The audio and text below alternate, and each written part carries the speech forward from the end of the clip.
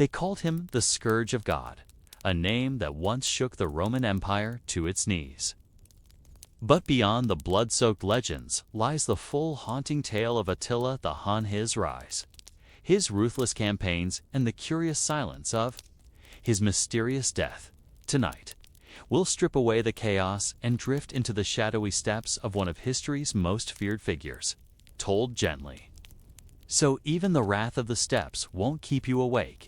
If you find comfort in the strange corners of history, don't forget to subscribe and tap the bell icon here. Even the fiercest warlords are soothed into bedtime stories. Before we continue, I'd love to know, where are you listening from, and what time is it for you? It always amazes me how far these sleepy tales travel. You find yourself standing on the vast Pannonian Plain around the year 410, watching as a small boy learns to string his first bow. This child, no more than 4 years old, will one day cause the mighty Roman Empire to tremble and pay him tribute worth millions of dollars in today's currency. But right now, he's simply Attila, son of Munjuk, struggling with the sinew string that keeps slipping from his small fingers. Wikipedia tells us that Attila was born into the most privileged family among the Huns, sometime between 395 and 406 CE. His father Munjuk was brother to the reigning kings Octor and Ruga, making young Attila a prince from birth. Yet this princely status meant something entirely different among the nomadic Huns than it would have in the marble palaces of Rome or Constantinople.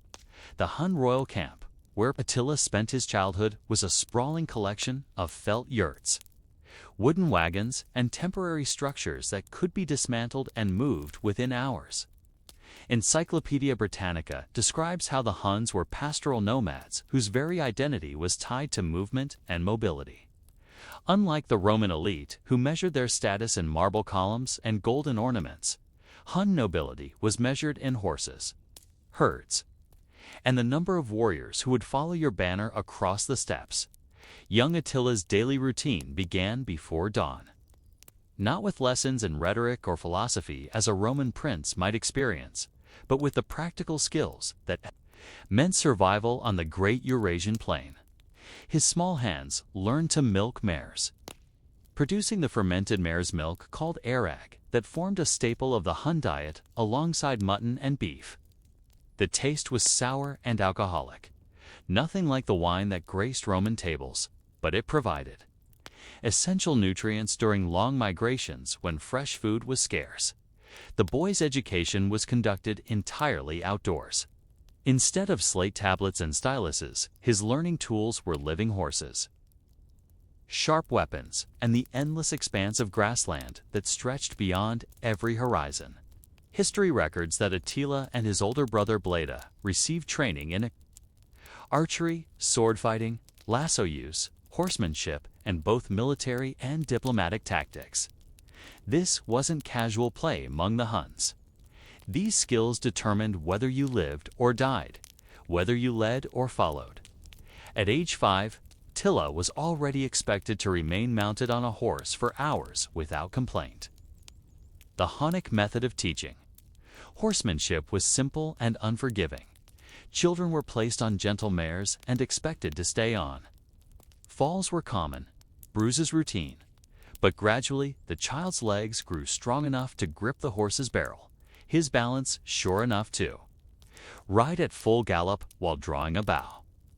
The process typically took 3 years of constant practice, during which the child lived more on horseback than on foot.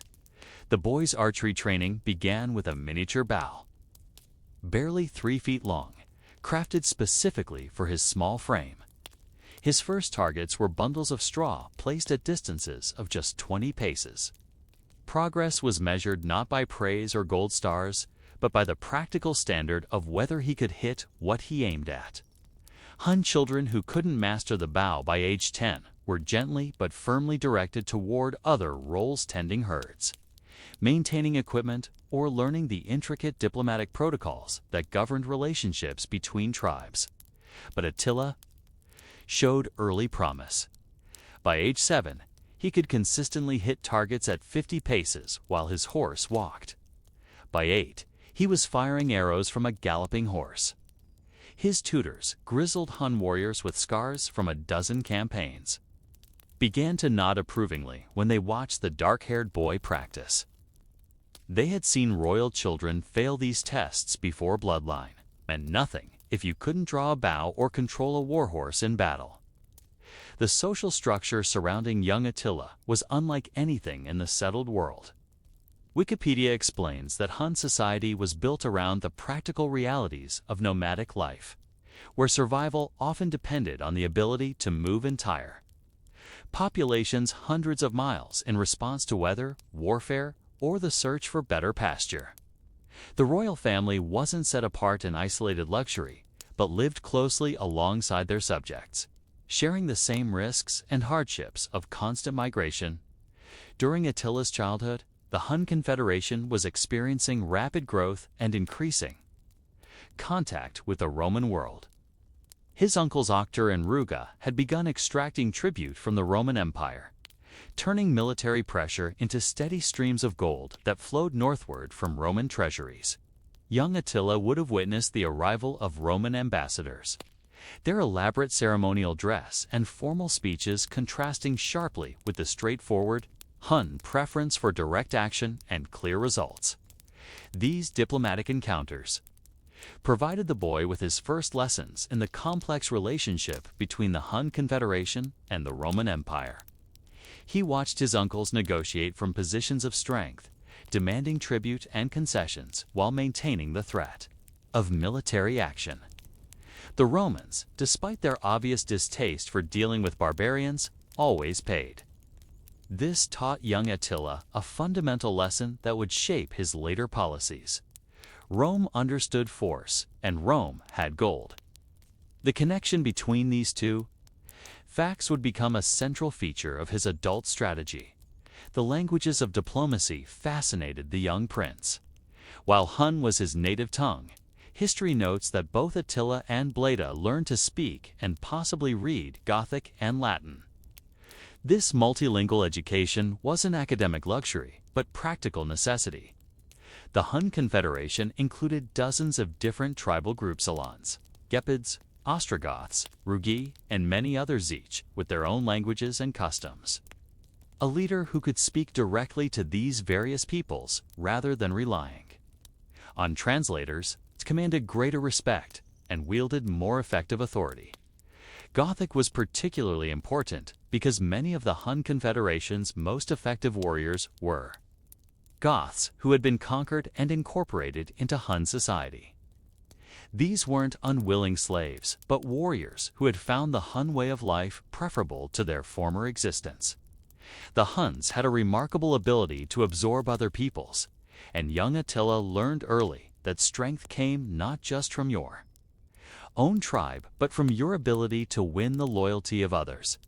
Latin represented something different. It was the language of diplomacy, trade, and the wider world beyond the steppes.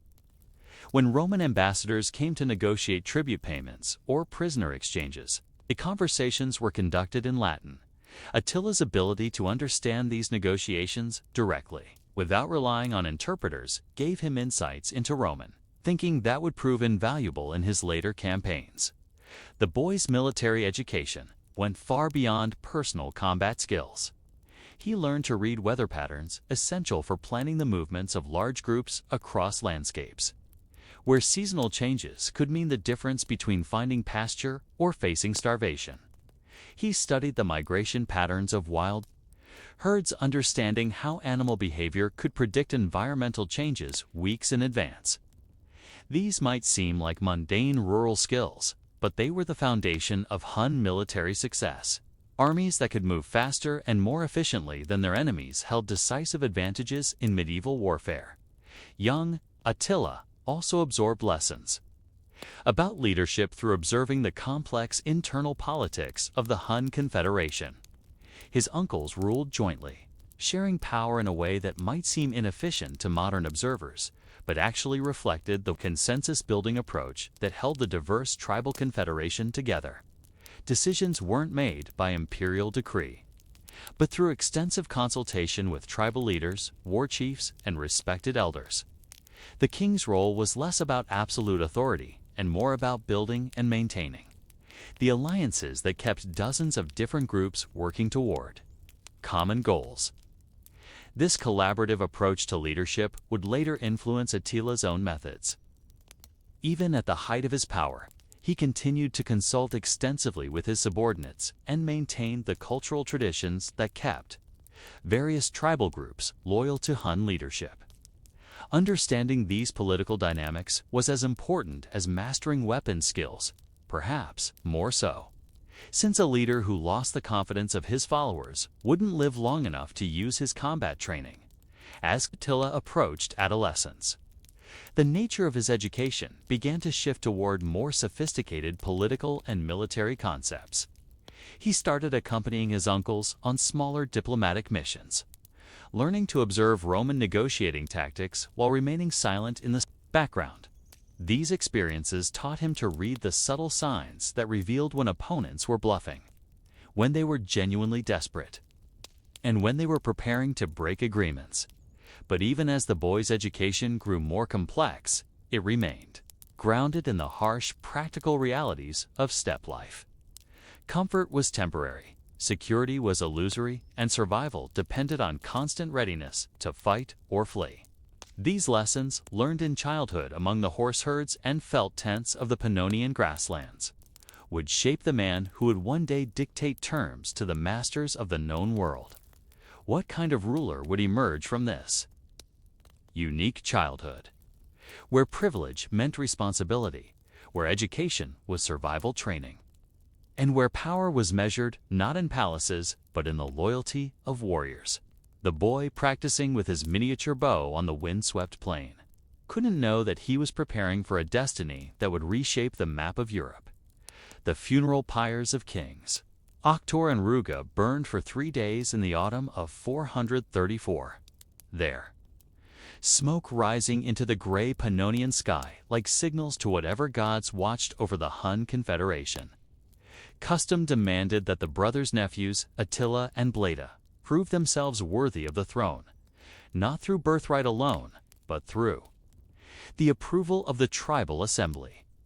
You can imagine the tension as hundreds of warriors, chieftains, KK-trans, clan leaders gathered to decide whether these young men, still in their 20s, accused of wisdom and strength to lead a confederation that stretched from the Rhine to the Caucasus. Wikipedia records that Attila and Bleda inherited joint leadership of the Hun Confederation in 434, continuing the collaborative ruling tradition established by their uncles. But inheriting a title and actually wielding power were entirely different challenges. The brothers needed to quickly establish their credibility with both their own people and the Roman Empire, which had grown accustomed to dealing with the predictable policies of Octor and Ruga. The Hun Confederation they inherited was a complex political entity that defied easy categorization. It wasn't quite a kingdom in the Roman sense, nor was it a simple tribal alliance. Instead, it resembled a vast protection racket combined with a military corporation, held together by a mixture of shared interests, mutual dependence, and carefully calibrated threats. Encyclopedia Britannica describes how the Huns dominated a vast territory with nebulous borders determined by the will of a constellation of ethnically varied peoples. Managing this confederation required skills that neither Roman nor Persian rulers needed to develop. The various tribal groups retained their own internal leadership structures, languages, and customs, while acknowledging Hun supremacy in matters of external relations and military campaigns. A Gepid chief might govern his own people according to traditional Gepid law, but when the Huns called for warriors to join a campaign against Rome, those warriors appeared. An Alan clan might continue their ancestral horse breeding practices, but they paid tribute to the Hun royal family and provided intelligence about Roman military movements near their territory. Attila and Bleda's first major challenge came from an unexpected direction: their own people's expectations. The tribal assembly that confirmed their joint leadership also made clear that the new rulers needed to demonstrate their effectiveness. Quickly, Hun society respected results, not promises, and the confederated tribes had prospered under Akhtar and Ruga's leadership. The annual tribute from Rome had provided steady streams of gold that were distributed throughout the Confederation. Funding improved weapons, breeding programs for war horses, and trade relationships that brought luxury goods. Northward from the Mediterranean world, the brothers' personalities and governing styles were notably different. Though both had received identical training in their youth, Bleda, as the elder, was expected to take the lead in most matters, but those who observed the brothers closely noted that Attila seemed to possess a more intuitive understanding of political dynamics. History suggests that this difference in political acumen may have contributed to the later tensions between them. Their first test came in 435, months after assuming power, when a dispute arose over Hun refugees who had fled to Roman territory. These weren't random migrants, but members of the Hun royal family who had fled during earlier succession disputes. Roman policy toward such refugees was inconsistent. Sometimes they were returned to maintain good relations with Hun leadership. Sometimes they were granted asylum if they seemed useful for intelligence purposes. The brothers decided to treat this refugee issue as a test case for establishing their authority with Rome, rather than making private representations through diplomatic channels. They demanded the return of all Hun refugees in a formal ultimatum delivered to Emperor Theodosius II. The message was clear. The new rulers expected the same respect and compliance that their uncles had received, and they were prepared to use force if diplomatic methods failed. This confrontational approach reflected a calculated strategy.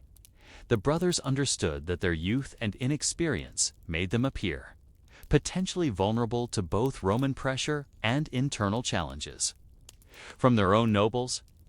By taking a hard line on the refugee issue, they demonstrated to their own people that they wouldn't be intimidated by Rome, while simultaneously testing Roman willingness to accommodate the new leadership.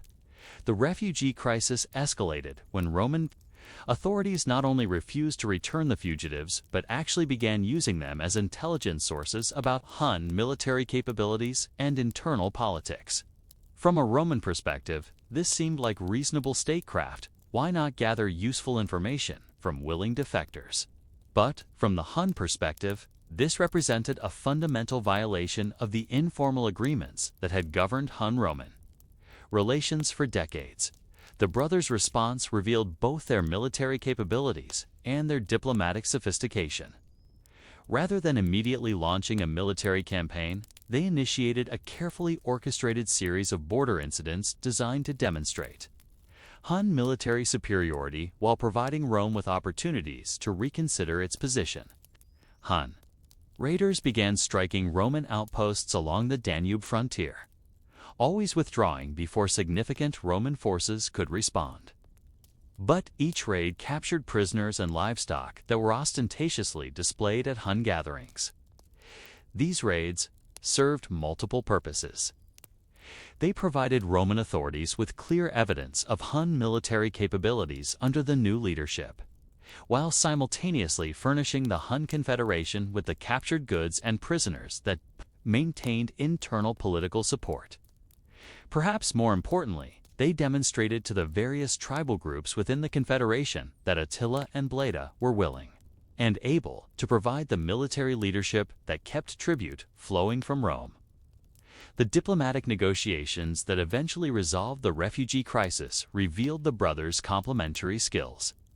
Bleda handled the formal ceremonial aspects of the negotiations, receiving Roman ambassadors with the appropriate displays of royal dignity and following the complex protocols that govern such encounters. Meanwhile, Attila focused on the practical details of the agreement, working out the specific terms for refugee returns, tribute payments, and future diplomatic procedures. The resulting Treaty of Margus, concluded in 435, represented a significant diplomatic success for the young rulers.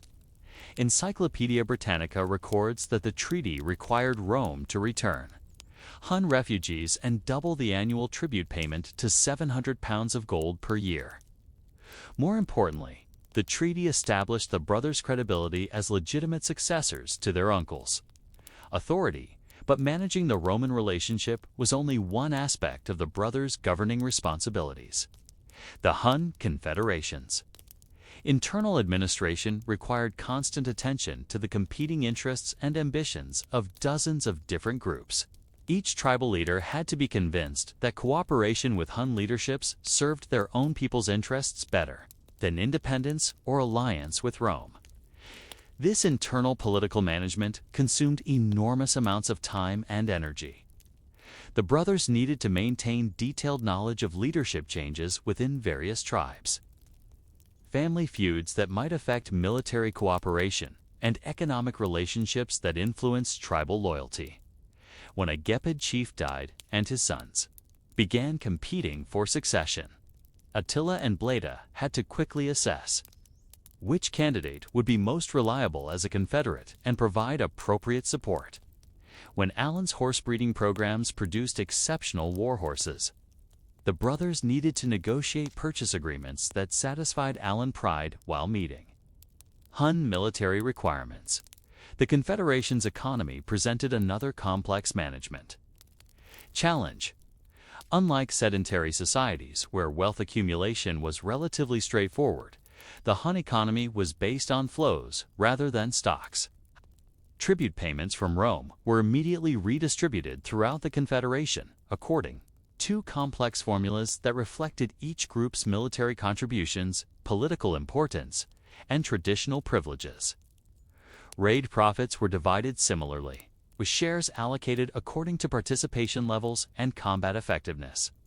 Managing these economic flows required sophisticated accounting systems that have left little archaeological evidence but were clearly highly effective. The brothers had to track contributions and distributions across dozens of tribal groups, ensure that military campaigns produced sufficient profits to maintain political support, and balance the competing demands of groups that specialized in different aspects of Confederation activities. The military organization of the Confederation was equally complex. Each tribal group maintained its own warrior traditions and fighting styles. But successful campaigns required these diverse forces to operate as coordinated units. Hun mounted archers formed the core of the Confederation's military power, but they were supported by Germanic infantry, Alan cavalry, and specialized units from smaller tribal groups. Coordinating training, equipment standardization, and command. Structures across such diverse forces required constant attention from the royal leadership. As their confidence grew, the brothers began developing more ambitious long-term strategies, rather than simply maintaining the policies inherited from their uncles.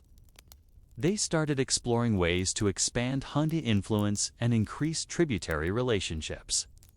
Their analysis of Roman politics suggested that the empire's internal divisions created opportunities for more aggressive Hun policies, while their assessment of their own military capabilities indicated that the Confederation could support larger and more complex campaigns than previously attempted. But success bred its own problems, as Hun influence expanded and tribute payments increased. The brothers found themselves managing not just their own people's ambitions, but also Roman attempts to use diplomacy to limit Hun power. Roman gold came with Roman expectations, and Roman ambassadors increasingly tried to influence Hun internal politics in ways that would serve imperial interests. How would these young rulers navigate the growing complexity of their position, caught between their own people's expectations for continued expansion and Rome's determination to contain Hun power within manageable limits? The delicate balance that had served them well in their early years was about to face its greatest test. The morning of Bleda's death dawned unremarkably in the Hun camp near the Tisa River in 445. The older brother had spent the previous evening, in apparently good health, discussing plans for the upcoming autumn migration with tribal leaders and reviewing reports from scouts monitoring Roman military movements along the Danube frontier. By sunset, he was dead, and Attila had become the sole ruler of the greatest barbarian confederation in European history. Wikipedia records that Bleda died following the Huns' withdrawal from Byzantium probably around 445, but the circumstances surrounding his death remain deliberately obscure in contemporary sources. History is more direct, stating that experts believe Attila had his brother assassinated.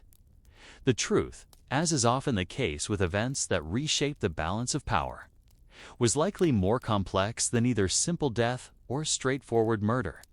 The tensions between the brothers had been building for months before Bleda's death. While they had successfully established their joint leadership and negotiated favorable treaties with Rome, their approaches to governing the Confederation had grown increasingly divergent. Bleda favored the traditional collaborative methods that had served their uncles well, preferring to build consensus among tribal leaders before implementing major policy changes.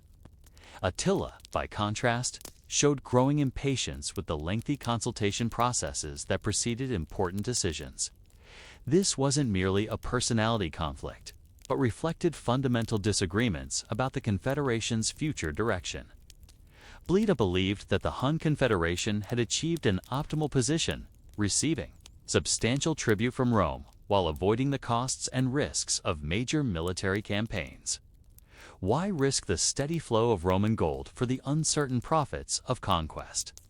The current arrangement allowed the Confederation to grow stronger while Rome grew weaker, a process that favored Hun interests over the long term.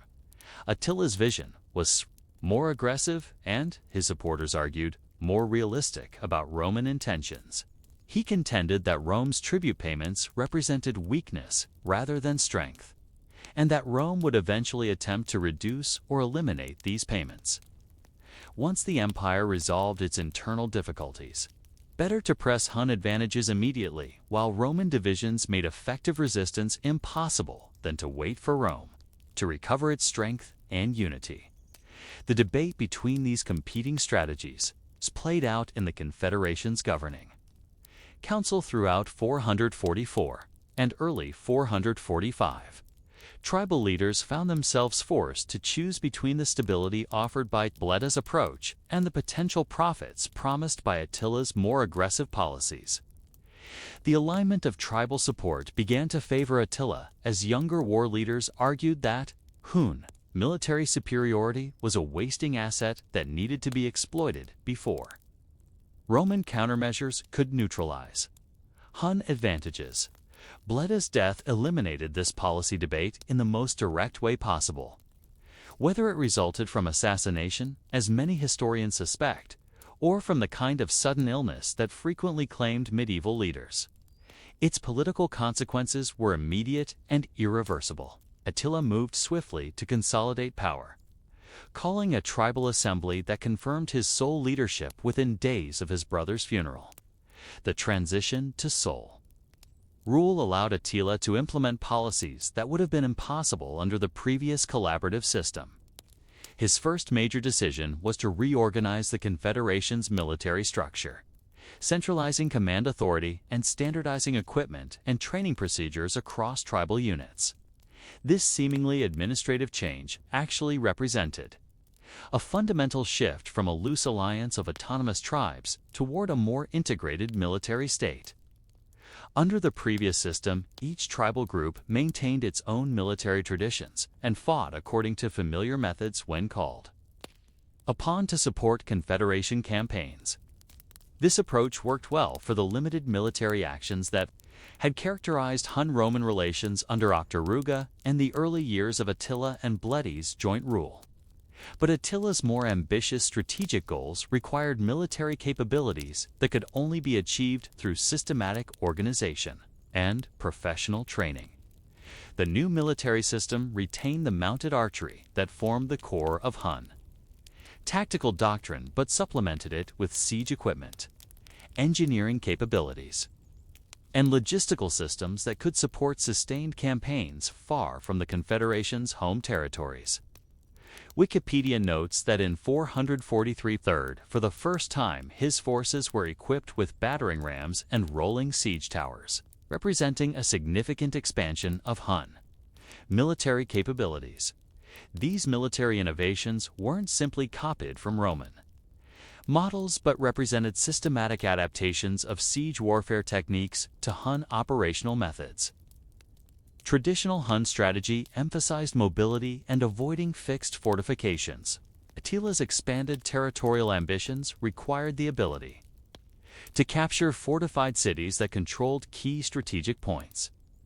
The solution was to develop siege equipment that could be transported and assembled quickly, allowing Hun forces to maintain their mobility advantages while gaining the capability to reduce enemy strongholds. The personnel requirements for these new military capabilities created additional administrative challenges. Siege equipment required trained operators who understood complex engineering principles, while expanded logistical systems needed administrators who could coordinate supply movements across vast distances. These specialized roles couldn't be filled from the traditional warrior culture that dominated Hun society but required recruitment and training of technical specialists. Attila's solution was characteristically direct. He began systematically recruiting skilled personnel from the peoples his armies conquered. Roman engineers captured during border raids found themselves offered positions in the Hun military establishment, while craftsmen and administrators from various tribal groups were assembled into specialized units that supported the Confederation's expanded military operations. This policy of incorporating useful skills from conquered populations would become a hallmark of Attila's governing style. The economic implications of these military expansions were substantial. Traditional Hun raids were essentially self-funding. They consumed few resources beyond what the warriors carried and produced. Profits through captured goods and prisoners who could be ransomed or sold. But maintaining professional siege equipment, technical specialists, and expanded logistical capabilities required steady funding streams that could only be provided through systematic tribute collection. Attila's response was to fundamentally restructure the Confederation's relationship with Rome, rather than viewing tribute payments as diplomatic gifts that maintained peaceful relations. He began treating them as taxes owed to the Confederation by a subordinate entity. This perspective shift had practical consequences for how tribute negotiations were conducted and what levels of payment were considered acceptable.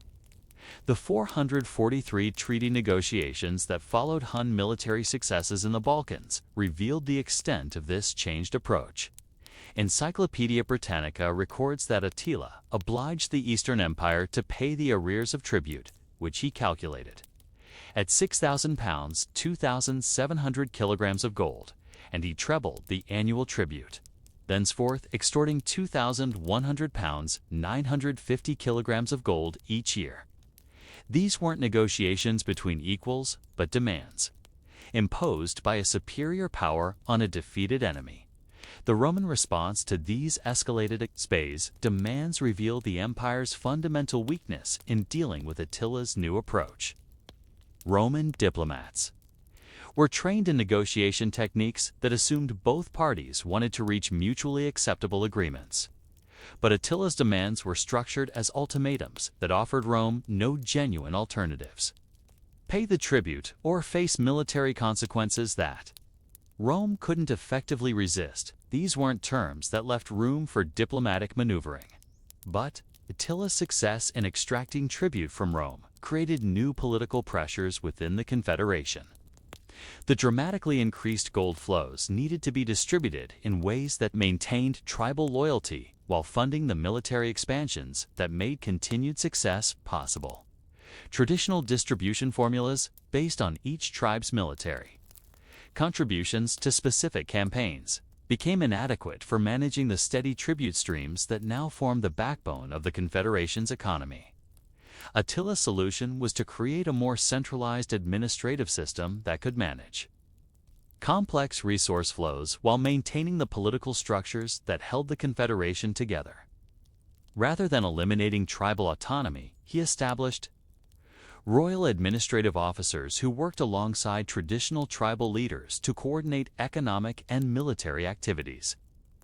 This hybrid system preserved the local authority that tribal leaders valued while ensuring that confederation-wide policies could be implemented effectively.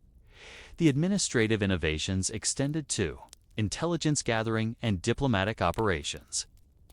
Under the previous system, information about Roman military movements and political developments had been collected informally through traders, refugees, and occasional diplomatic contacts. Attila systematized these intelligence-gathering activities, creating networks of informants and establishing regular communication channels that provided detailed and timely information about conditions throughout the Roman Empire. This intelligence network proved crucial for timing military operations and identifying political opportunities that could be exploited through diplomatic pressure. When Roman internal conflicts created opportunities for Hun intervention, Attila could respond quickly with proposals that served Hun interests while appearing to offer solutions to Roman problems. When Roman military preparations suggested potential challenges to Hun interests, Attila could initiate preemptive actions that neutralized threats before they became serious. By 450, Attila had transformed the Hun Confederation from a loose tribal alliance into something approaching a modern state. The military reforms had created professional capabilities that rivaled Roman forces.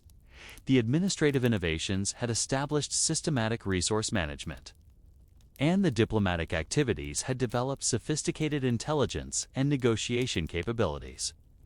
The boy who had struggled with his first bow on the Pannonian grasslands had become the ruler of the most formidable power in barbarian Europe. But this remarkable transformation had come at a cost that was only beginning to become apparent.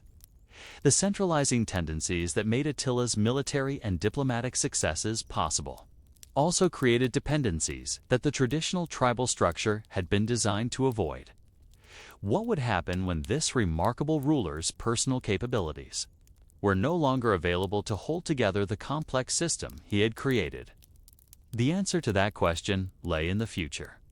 But the groundwork for both triumph and tragedy had been established in the methodical way a former prince of the steppes had learned to wield power on a continental scale. The Roman ambassador Maximinus shifted uncomfortably on the wooden stool that served as his seat in Attila's reception tent, trying to maintain diplomatic dignity while calculating the enormous value of the gold cups, silk hangings, and carefully arranged weapons that surrounded him. It was the spring of 449, and he was witnessing something unprecedented in Roman diplomatic experience.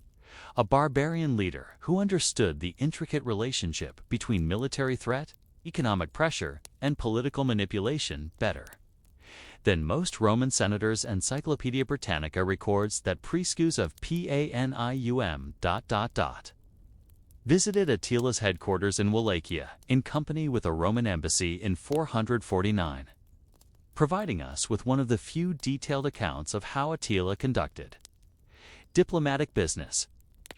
But to understand the significance of these negotiations, you need to appreciate the complex web of relationships, obligations, and mutual dependencies that had developed between the Hun Confederation and the Roman Empire over the previous 15 years. The diplomatic relationship between Attila and Rome wasn't a simple case of barbarian extortion, though that's how many Roman historians preferred to describe it.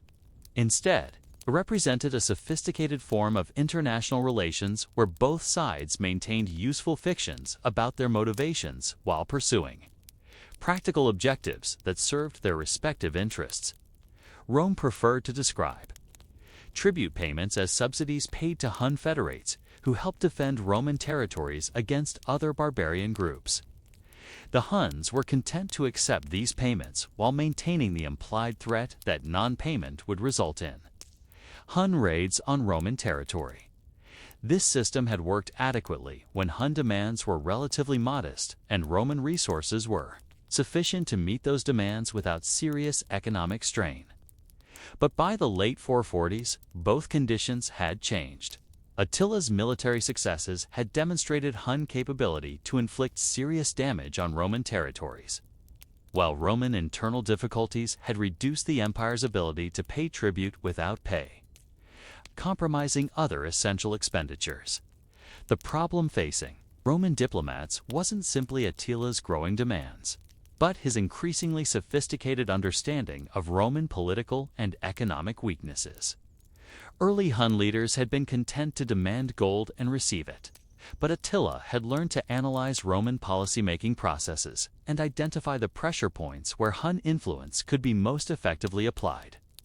Rather than making random demands and hoping for compliance, he crafted specific proposals that Roman officials would find difficult to refuse without appearing to violate established precedents. Consider the diplomatic language that governed tribute negotiations.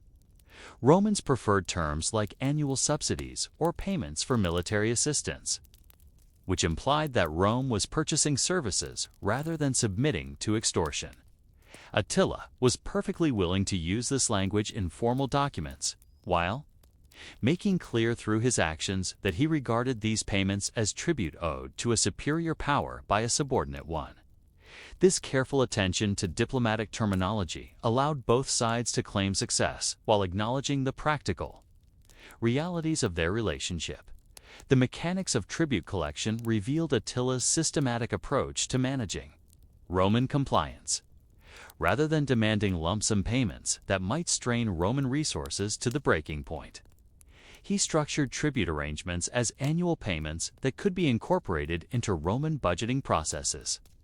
This approach reduced Roman incentives to risk military confrontation rather than make payments, while ensuring steady Hun income streams that could support the Confederation's expanding military and administrative requirements. But Attila's diplomatic sophistication extended beyond tribute collection to manipulation of Roman internal politics.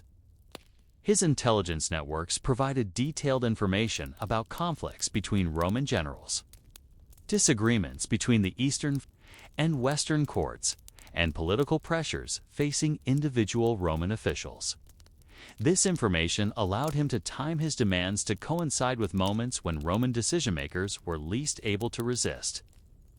Hun pressure, the refugee issue that had precipitated the brothers' first major confrontation with Rome, illustrates this sophisticated approach. Rather than simply demanding the return of Hun refugees, Attila crafted his ultimatum to exploit Roman legal and political constraints. Roman law provided specific procedures for handling asylum requests, while Roman politics created incentives for officials to use refugee information for intelligence purposes. By demanding immediate refugee returns without regard for these procedures, Attila forced Roman officials to choose between violating their own legal principles and accepting Hun demands. The Roman response revealed both the effectiveness of pressure tactics and the limitations of Roman diplomatic flexibility. Roman officials couldn't simply ignore established legal procedures without creating precedents that might undermine imperial authority in other contexts. But compliance with Hun demands would demonstrate Roman weakness and encourage similar demands from other barbarian groups. The Roman solution are tempting to use Hun refugees as intelligence sources while negotiating for their eventual return satisfied neither Hun demands nor Roman legal requirements. Attila's response to this Roman diplomatic maneuvering demonstrated his understanding of the relationship between military pressure and diplomatic success. Rather than escalating immediately to major military campaigns, he initiated a series of border raids designed to remind Roman officials of the costs associated with non-compliance while providing opportunities for face-saving Roman concessions. Each raid captured prisoners and booty that could be returned as part of future diplomatic agreements, creating tangible incentives for Roman cooperation. The prisoners captured during these raids served multiple diplomatic functions. They provided Attila with leverage in future negotiations. Roman officials naturally wanted their citizens and soldiers returned safely, but they also served as sources of intelligence about Roman military capabilities. political developments, and economic conditions. Information extracted from prisoners allowed Attila to refine his understanding of Roman weaknesses and adjust his diplomatic strategies accordingly. More importantly, the treatment of prisoners demonstrated Hun power in ways that purely military actions could not. When Roman prisoners were well treated and eventually ransomed or exchanged, this showed that the Huns were capable of restraint and willing to honor agreements. When prisoners were executed or enslaved, this demonstrated the consequences of continued Roman resistance to Hun demands by carefully calibrating prisoner treatment. Attila could communicate specific messages about Hun intentions and capabilities. The logistics of tribute payment provided another opportunity for Hun diplomatic pressure. Roman officials needed to transport large quantities of gold across territories where Hun raiders operated, creating obvious security concerns. Attila could offer safe passage for tribute shipments as a diplomatic concession, while implying that withdrawal of this protection would make tribute payment impossible. This subtle threat gave him additional leverage in other aspects of Hun-Roman negotiations. The personal relationships that developed between Attila and individual Roman officials added another layer of complexity to diplomatic interactions. History notes that until that time, Attila had been on good terms with the Western Roman Empire, thanks in part to his relationship with General Aetius. These personal connections provided channels for informal communication and negotiation that bypassed the formal diplomatic protocols that often hindered effective agreement-making. But personal relationships also created vulnerabilities that Attila learned to exploit. Roman officials who developed working relationships with Hun leadership faced accusations from their political rivals that they were too sympathetic to barbarian interests. This political pressure created incentives for Roman officials to demonstrate their patriotic credentials by taking harder lines against Hun demands, even when such policies served neither Roman nor Hun interests. Attila's solution was to cultivate multiple relationships with different Roman officials while avoiding dependence on any single individual. When General Aetius fell from favor, Attila had already established communication channels with other Roman generals and court officials who could serve as alternative diplomatic contacts. This diversified approach to relationship building ensured Hun diplomatic access against the political changes that frequently affected Roman personnel. The timing of diplomatic initiatives revealed Attila's sophisticated understanding of Roman political cycles.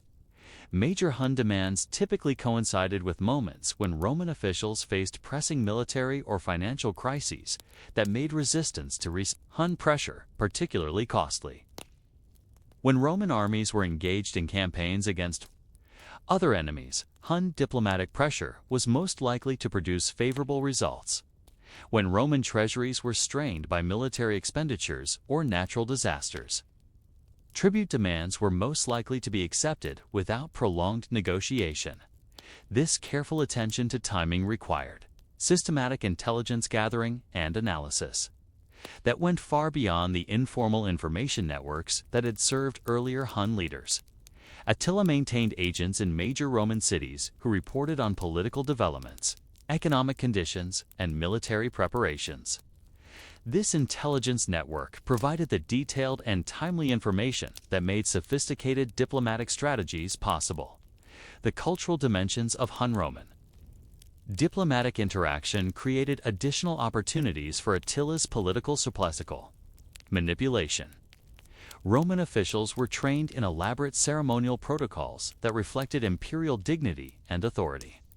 But these same protocols created rigid expectations about how negotiations should be conducted. Attila could exploit these ceremonial requirements by demanding modifications that subtly acknowledged Hun's superior status while appearing to respect Roman dignity. But perhaps Attila's greatest diplomatic innovation was his systematic use of what modern analysts would call escalation management. Rather than making threats that he might not be able to implement, He developed graduated response systems that allowed him to increase pressure incrementally while preserving options for negotiated solutions. This approach maximized Hun leverage, while minimizing the risks associated with military confrontation. How would this elaborate diplomatic system respond when Attila decided to test its limits through direct military pressure on Roman territory? The sophisticated relationship he had built with Rome was about to face its ultimate examination. The wagons that rolled southward from Attila's camp in the autumn of 443 carried more than Roman gold. They transported the carefully calculated fruits of what may have been the most sophisticated extortion operation in ancient history. 6,000 pounds of gold, plus the promise of 2,100 pounds annually thereafter, represented not just Roman wealth, but Roman acknowledgement that the Hun Confederation had achieved something approaching great power status in the European political system. Encyclopedia Britannica records that following Hun military successes in the Balkans, Attila forced Theodosius into a new treaty. The Huns would receive the missing fugitives and be paid 2,100 pounds of gold annually, as well as a lump sum of 6,000 pounds of gold. But these bare numbers don't capture the complex administrative, economic, and political processes that made such massive wealth transfers possible and sustainable. To understand the significance of these sums, consider that 2,100 pounds of gold represented roughly the annual tax revenue from a major Roman province. The total tribute extracted by Attila over his career, including the extraordinary 6,000 pound payment in 443, probably exceeded the cost of building and maintaining a major Roman city for several decades. This wasn't random pillaging, but systematic wealth extraction that required sophisticated economic analysis and administrative capabilities. The logistics of tribute payment created challenges that neither Roma nor Hun administrators had previously encountered. Moving 6,000 pounds of gold from Constantinople to Attila's mobile court required hundreds of pack animals, armed escorts, and careful coordination between Roman and Hun officials. The gold itself had to be assayed for purity, weighed according to agreed standards, transported in containers that could survive the journey across several hundred miles of potentially hostile territory, Roman officials responsible for assembling these tribute payments faced their own complex challenges. The Eastern Roman treasury didn't normally maintain such large amounts of coined gold in readily accessible forms. Imperial gold reserves were typically held as ingots stored in heavily fortified treasuries, while the actual currency in circulation consisted largely of silver and bronze coins supplemented by smaller amounts of gold solidi. Converting stored gold into portable forms suitable for tribute payments required weeks of work by specialized craftsmen and administrators. The economic impact of tribute payments on Roman fiscal systems was more complex than simple wealth transfer. Roman tax collection systems were designed to gather revenue in various forms: agricultural produce, manufactured goods, military service, and monetary payments, which were then converted into whatever resources the imperial government needed for specific purposes. Large tribute payments disrupted these normal conversion processes by creating sudden demands for gold that exceeded the system's normal capacity to provide it. Roman officials' solution was to implement what amounted to forced gold purchase programs in major cities throughout the Eastern Empire. Wealthy citizens and institutions were required to exchange silver goods or other assets for gold at rates favorable to the imperial treasury. These transactions were technically voluntary, but the political pressure to comply was enormous. Citizens who refused to participate risked being labeled unpatriotic or facing discriminatory treatment in future business dealings with imperial authorities. The social consequences of these forced exchange programs rippled through Eastern Roman society in ways that contemporary observers found deeply disturbing. Wealthy families that had accumulated gold over generations were suddenly required to surrender substantial portions of their reserves to meet imperial tribute obligations. Merchants who had built their businesses around predictable monetary relationships found their capital reserves disrupted by arbitrary exchange requirements. But the Hun side of tribute management presented equally complex administrative challenges. The Confederation's economy was based on distribution rather than accumulation wealth that wasn't shared among. Tribal leaders and warriors wouldn't contribute to political stability or military effectiveness. Attila needed systems that could convert Roman gold into forms that would strengthen Hun political and military capabilities while maintaining the tribal loyalties that held the Confederation together. Traditional Hun distribution methods, based on shares allocated according to participation in specific military campaigns, were inadequate for managing steady tribute income. Campaign-based distributions worked well when Hun wealth came from periodic raids that produced irregular windfalls. But annual tribute payments required more systematic approaches to resource allocation. Attila's solution was to create parallel distribution systems that supplemented traditional military shares with administrative allocations based on ongoing political and military contributions to Confederation activities. The technical aspects of gold distribution revealed the sophistication of Hun administrative capabilities. Roman gold arrived in various forms: coins, ingots, jewelry, and decorative objects that needed to be evaluated, sorted, and converted into forms suitable for Hun economic purposes. Some gold was redistributed directly to tribal leaders as diplomatic gifts or political rewards. Some was converted into portable forms that could be carried during military campaigns or seasonal migrations. Some was traded for goods and services that the cared Confederation couldn't produce internally. Hun metalworkers developed specialized techniques for processing Roman gold into forms that served Hun cultural and practical requirements. Roman coins were melted and recast into Han decorative objects that displayed wealth while serving practical functions. Roman jewelry was modified according to Han aesthetic preferences and cultural symbolism. Roman gold vessels were converted into forms suitable for Hun ceremonial and daily use. But perhaps the most important use of tribute gold was funding the military innovations that made continued Hun success possible. The siege equipment that first appeared in Hun armies during the 440s required significant capital investments in materials, skilled labor, and transportation systems. Roman tribute provided the financial resources that made these military innovations possible while ensuring that their costs didn't strain the Confederation's traditional economic base. The personnel requirements for managing tribute operations created new categories of specialized roles within Hun society. Traditional Hun culture had little need for accountants, assayers, or diplomatic clerks, but systematic tribute extraction required precisely these skills. Attila's solution was to recruit administrative specialists from the peoples his armies conquered, offering them positions in the Hun bureaucracy in exchange for their technical expertise. This policy of incorporating useful skills from conquered populations had profound long-term consequences for Hun society. Roman administrators who joined Hun service brought with them knowledge of imperial bureaucratic methods, legal procedures, and communication systems.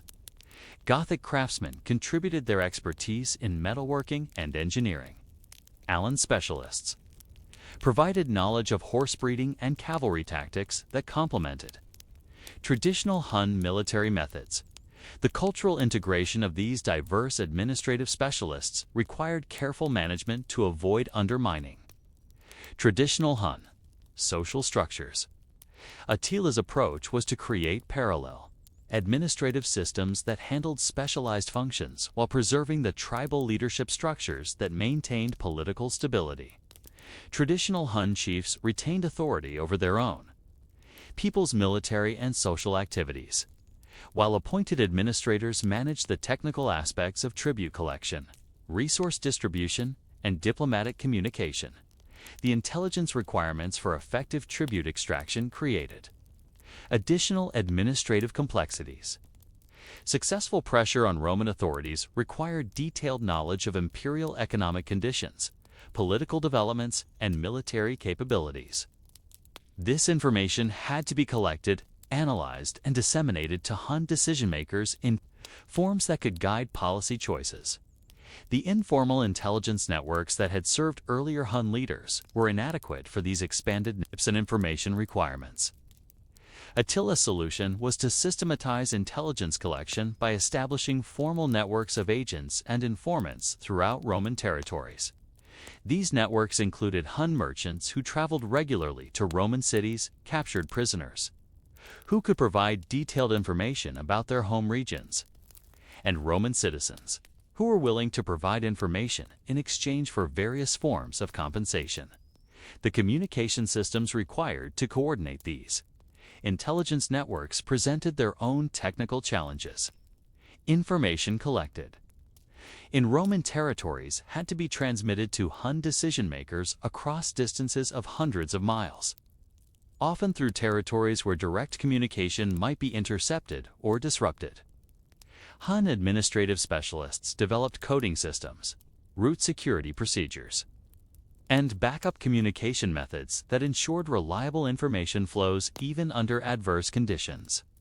The legal frameworks that governed tribute relationships required careful attention to Roman sensibilities while serving Hun interests. Roman officials needed to justify tribute payments to their own political constituencies, which meant that agreements had to be structured in ways that preserved Roman dignity while acknowledging Hun's superior bargaining position.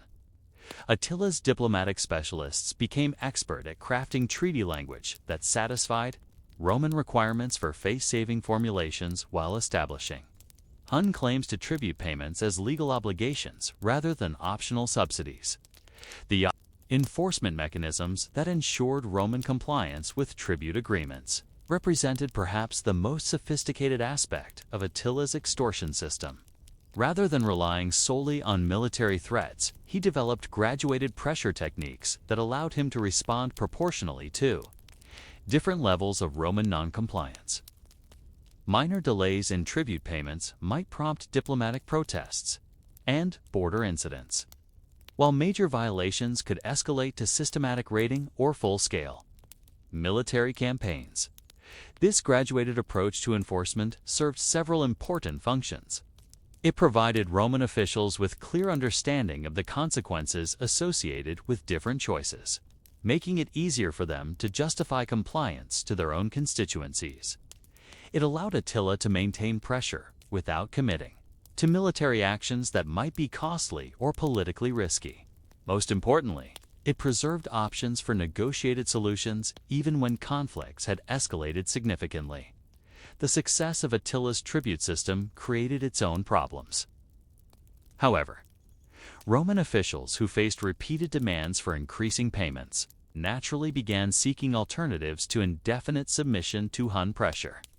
How would the carefully balanced relationship between diplomatic pressure and military threat respond when Rome decided that the costs of compliance had become unbearable?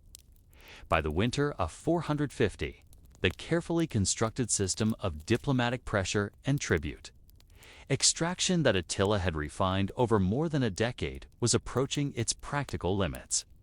The Hun Confederation had grown wealthy and powerful through systematic exploitation of Roman weaknesses. But success had created new vulnerabilities that threatened to undermine the entire structure of Hun-Roman relations. You can sense the approaching crisis in the increasingly desperate tone of Roman diplomatic correspondence and the growing boldness of demands that pushed beyond what even a weakened empire could realistically concede. The fundamental problem was mathematical. Hun tribute demands had increased faster than Roman capacity to pay them without compromising essential imperial functions. The 2,100 pounds of annual gold that Attila extracted from the Eastern Empire represented a significant but manageable burden when Roman resources were relatively stable. But by 450, a combination of military pressures, natural disasters, and internal political conflicts had reduced Roman fiscal capacity, just as Hun demands were reaching their historical peak. Encyclopedia. Britannica records that Roman officials were simultaneously dealing with Hun tribute obligations, military expenditures for campaigns against other barbarian groups, and the enormous costs associated with maintaining elaborate court establishments. In both Constantinople and Ravenna, the financial strain was beginning to show in delayed payments, debased coinage, and increasing taxation that provoked unrest throughout the eastern provinces. Roman administrators faced an impossible balancing act. Compliance with Hun demands preserved peace along the Danube frontier but drained resources needed for defense against other threats. Resistance to Hun pressure might reduce immediate financial burdens, but risked military confrontations that could be even more expensive than continued tribute payments. The bureaucratic paralysis that resulted from this dilemma was exactly what Attila had learned to exploit through his sophisticated diplomatic strategies. But Attila's own success was creating internal pressures within the Hun Confederation that complicated his management of Roman relations. The tribal leaders and war chiefs who had supported his consolidation of power expected continued expansion of Hun influence and tribute extraction. Maintaining their loyalty required demonstrating that Hun diplomatic and military capabilities were still growing rather than reaching natural limits imposed by Roman fiscal constraints. The Confederation's expanded military capabilities created additional pressure for aggressive policies. The professional siege equipment, specialized administrative personnel, and intelligence networks that had made systematic tribute extraction possible were expensive to maintain and politically difficult to reduce. Like a modern military-industrial complex, the Hun war machine had developed its own institutional momentum that pushed toward continued expansion. Regardless of whether such expansion served broader Hun strategic interests, the crisis that would test these competing pressures emerged from an unexpected source. A love letter from a Roman princess that Attila chose to interpret as a marriage proposal with significant territorial implications. History records that Attila claimed Honoria as his newest bride and demanded half of the Western Roman Empire as her dowry. This seemingly bizarre demand actually represented a sophisticated attempt to exploit Roman legal and political structures in ways that would legitimize unprecedented Hun territorial claims. Honoria was the sister of Western Roman Emperor Valentinian III, and her secret correspondence with Attila had been motivated by her own political difficulties rather than any genuine romantic interest in the Hun leader.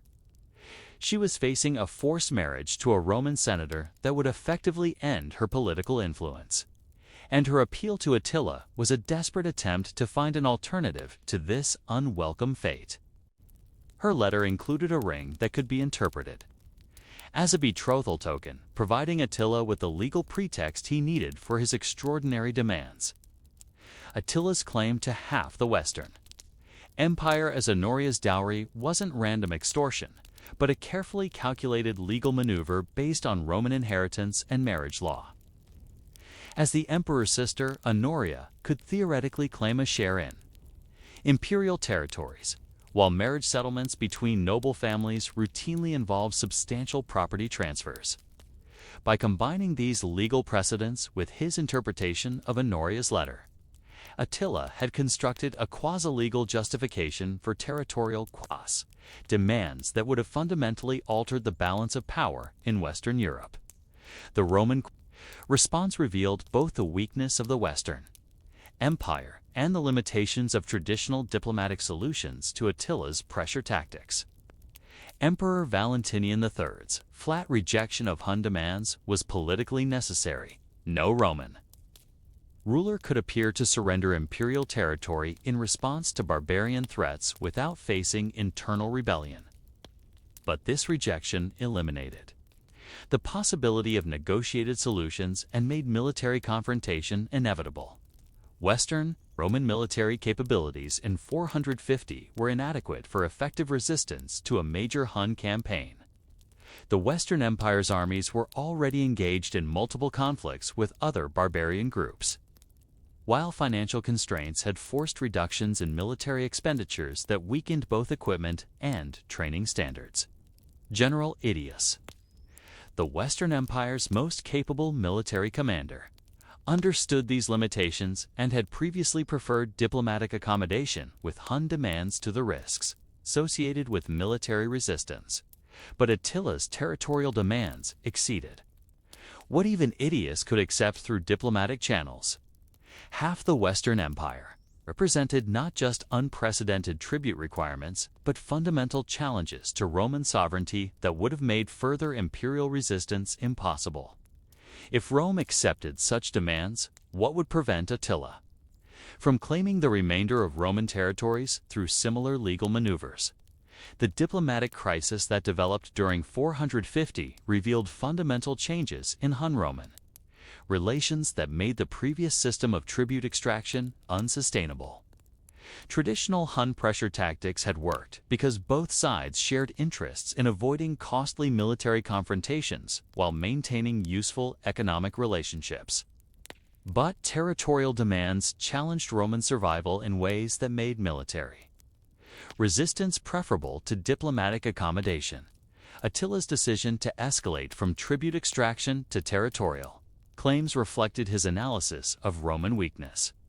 But it may have represented a strategic miscalculation that overestimated Hun capabilities while underestimating Roman desperation. The tribute system had worked because it offered Romans manageable alternatives to military resistance.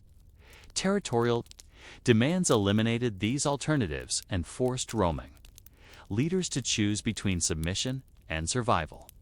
The internal politics of the Hun Confederation may have contributed to this strategic miscalculation. Tribal leaders who had grown wealthy through tribute extraction naturally supported policies that promised even greater profits through territorial expansion. War chiefs who commanded the professional military capabilities that had made Hun diplomatic success possible were eager to test those capabilities against Roman resistance. The political pressures that had supported Attila's rise to power were now pushing him toward policies that might exceed the Confederation's actual strategic capabilities. The intelligence networks that had provided Attila with detailed information about Roman weaknesses may have been less effective at analyzing Roman desperation.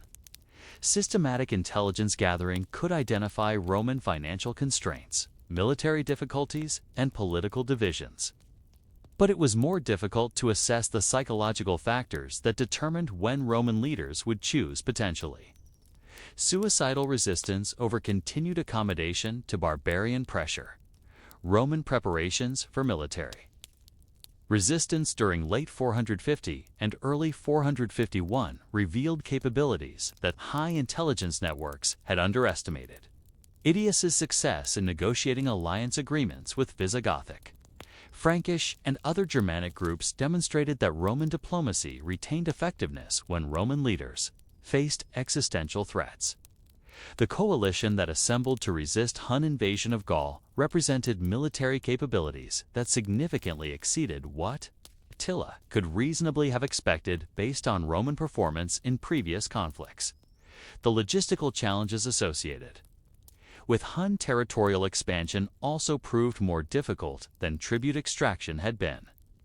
Occupying and governing Roman territories required administrative capabilities that were fundamentally different from the mobile command structures that had served Hun military operations. Tribute extraction allowed Huns to exploit Roman wealth without assuming responsibility for Roman territories. But territorial expansion required permanent administrative presence that strained Hun organizational capabilities. The cultural integration problems that would inevitably accompany territorial expansion presented additional challenges that the tribute system had avoided. Hun Confederation success had been based on incorporating useful skills from conquered peoples while preserving the nomadic mobility that provided strategic advantages over settled enemies. But permanent territorial control required exactly the kind of fixed administrative structures that would compromise Hun mobility advantages. As winter deepened in the Hun camps along the Danube, Attila faced strategic choices that would determine not just his own legacy, but the future of the European political system. The diplomatic leverage that had served him so well was approaching its practical limits, while the military capabilities he had so carefully developed were about to face their ultimate test. Had the boy who learned statecraft on the Pannonian grasslands prepared adequately for the moment when diplomacy would give way to the arbitrament of arms? In the spring of 451, as the last snows melted from the Rhenus Valley and the first grass appeared on the Germanic plains, you could have witnessed one of history's most remarkable military mobilizations unfolding across hundreds of miles of Dodmor, of European countryside. Attila's invasion force gathering along the Rhine frontier represented not just the largest barbarian army ever assembled against Rome, but a sophisticated military organization that combined traditional nomadic warfare with innovative siege technologies and logistical systems capable of sustaining campaigns across continental distances. History records that in the spring of 451, Attila launched an attack on Gaul with 200,000 of his men. But these numbers, impressive as they are, don't capture the organizational complexity required to coordinate such diverse forces across the challenging terrain and political landscape of 5th century Europe. The army that crossed the Rhine wasn't a simple horde of nomadic raiders, but a carefully structured military machine that reflected decades of institutional development and systematic preparation. The core of Attila's military power remained the mounted archers who had dominated European battlefields for more than half a century.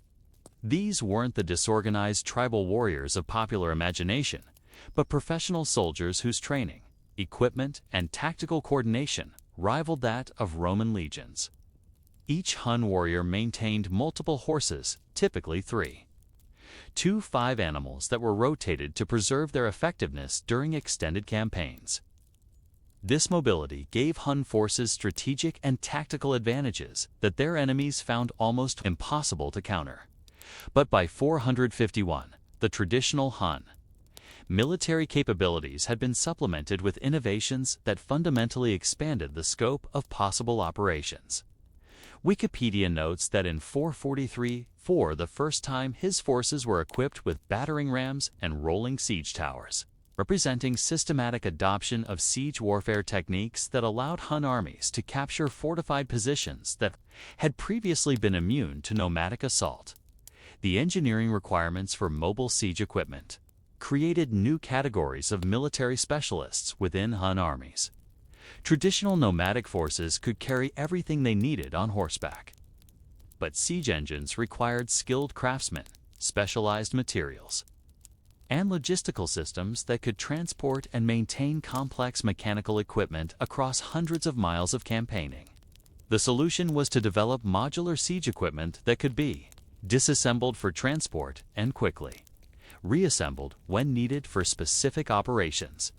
Hun siege engines represented sophisticated adaptations of Roman and Persian designs rather than simple copies. Traditional siege equipment was designed for prolonged operations where armies could establish permanent camps and focus on reducing specific fortifications over periods of months or years. But Hun operational requirements demanded siege capabilities that could be deployed quickly during fast-moving campaigns that might cover hundreds of miles in a few weeks. The personnel requirements for these expanded military capabilities forced fundamental changes in Hun social organization. Traditional nomadic armies consisted entirely of warriors who could fight on horseback while maintaining their own equipment and managing their personal herds. But siege warfare required engineers, craftsmen, and support personnel who weren't necessarily effective cavalry soldiers, but whose specialized skills were essential for military success. Attila's solution was to systematically incorporate technical specialists from the peoples. His armies conquered while preserving the mounted warfare capabilities that provided Hun forces with their fundamental advantages. Roman engineers captured during earlier campaigns found themselves offered positions in the Hun military establishment, providing the technical expertise needed for siege operations. Germanic craftsmen contributed metalworking and woodworking skills required for equipment, maintenance, and construction. Allen horse specialists helped develop the breeding and training programs that maintained the quality of Hun cavalry mounts. This integration of diverse technical capabilities created command and control challenges that earlier Hun leaders had never faced. Coordinating the activities of mounted archers, siege engineers, infantry formations, and specialized support units required communication systems and tactical doctrine that could function across cultural and linguistic boundaries. Hun military leaders developed what amounted to a professional military education system that trained officers in the coordination of combined arms operations. The logistical systems required to support these expanded military capabilities represented perhaps the most impressive aspect of Hun military development. Traditional nomadic armies lived off the land through a combination of hunting, herding, and pillaging that required minimal advanced planning or resource accumulation. But siege operations and sustained campaigns required predictable supply streams that could support thousands of men and animals. Operating far from their normal resource base, Hun logistics specialists developed supply systems that combine traditional nomadic mobility with the systematic resource management that sustained operations required. Mobile herds provided meat and dairy products that formed the foundation of Hun military nutrition, while captured Roman supply dumps and tribute arrangements ensured access to manufactured goods that nomadic production couldn't provide. Advanced scouts identified resource opportunities along campaign routes, while diplomatic agents negotiated agreements with friendly tribes that provided supplies in exchange for shares of expected campaign profits. The intelligence networks that supported Hun military operations had evolved far beyond the informal information gathering that had served earlier nomadic leaders. Systematic military planning required detailed knowledge of enemy capabilities, terrain conditions, and political developments that might affect campaign objectives. Hun intelligence specialists maintained networks of agents throughout Roman territories who provided timely and accurate information about military preparations, political developments, and economic conditions that might influence campaign planning. These intelligence networks included Han merchants who traveled regularly between Hun and Roman territories, providing cover for intelligence collection while maintaining legitimate business activities. Captured prisoners were systematically interrogated to provide detailed information about their home regions, military capabilities, and political conditions. Hun diplomats attending formal negotiations gathered information about Roman decision-making processes and internal conflicts that might be exploited during military operations. The communication systems required to coordinate intelligence activities across continental distances represented significant technical achievements in their own right. Information collected in Roman territories had to be transmitted to Hun commanders across hundreds of miles of potentially hostile territory, often through regions where direct communication might be intercepted or disrupted. Hun communication specialists developed coding systems, route security procedures, and redundant transmission methods that ensured reliable information flows even under adverse conditions. The tactical doctrine that governed Hun military operations had evolved to incorporate the lessons learned from decades of successful campaigns against various enemies. Traditional nomadic warfare emphasized mobility, surprise, and the psychological effects of swift raids that avoided prolonged combat.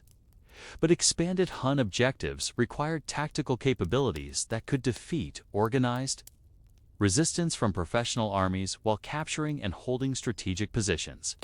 Hun tactical innovations focused on combining traditional mobility advantages with the concentrated combat power needed for decisive battlefield victory. Mounted archery remained the foundation of Hun tactical doctrine, but it was now supplemented with cavalry charges using lance and sword, infantry formations that could hold defensive positions, and siege capabilities that could reduce enemy strongholds. This tactical flexibility allowed Hun armies to adapt their methods to specific operational requirements while maintaining the speed and surprise that were their primary advantages. The command structure that coordinated these diverse capabilities reflected both traditional Hun political organization and the practical requirements of managing complex military operations. Tribal leaders retained authority over their own warriors, preserving the cultural identities and internal loyalties that motivated individual combat effectiveness. But operational coordination was managed through a centralized staff system that could plan and execute campaign strategies across multiple tribal units. Attila's personal role in this command system was crucial, but not exclusive.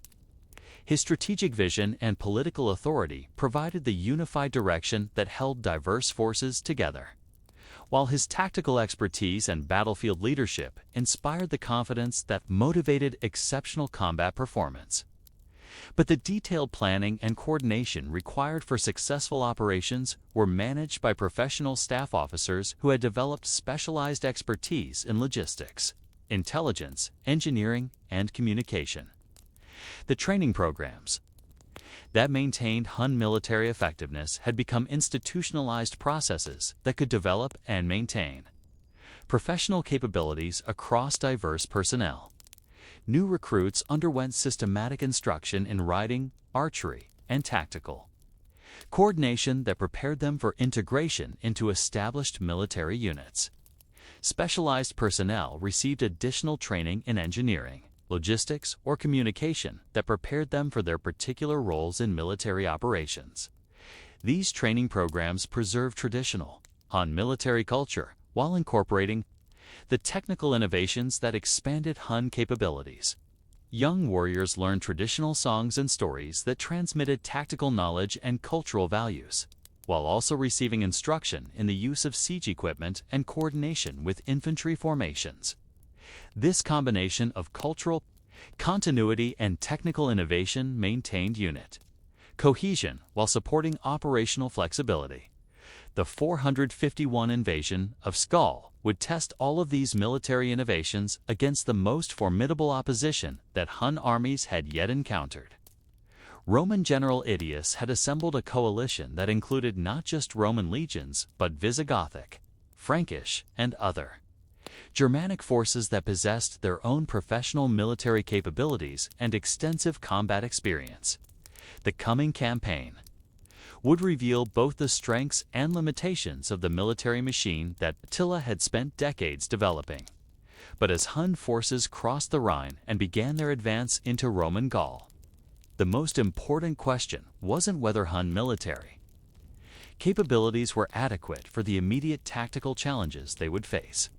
Instead, the crucial issue was whether the entire system of military organization, logistical support, and political coordination that made Hun power possible could sustain itself across the vast distances and extended time periods that territorial conquest would require.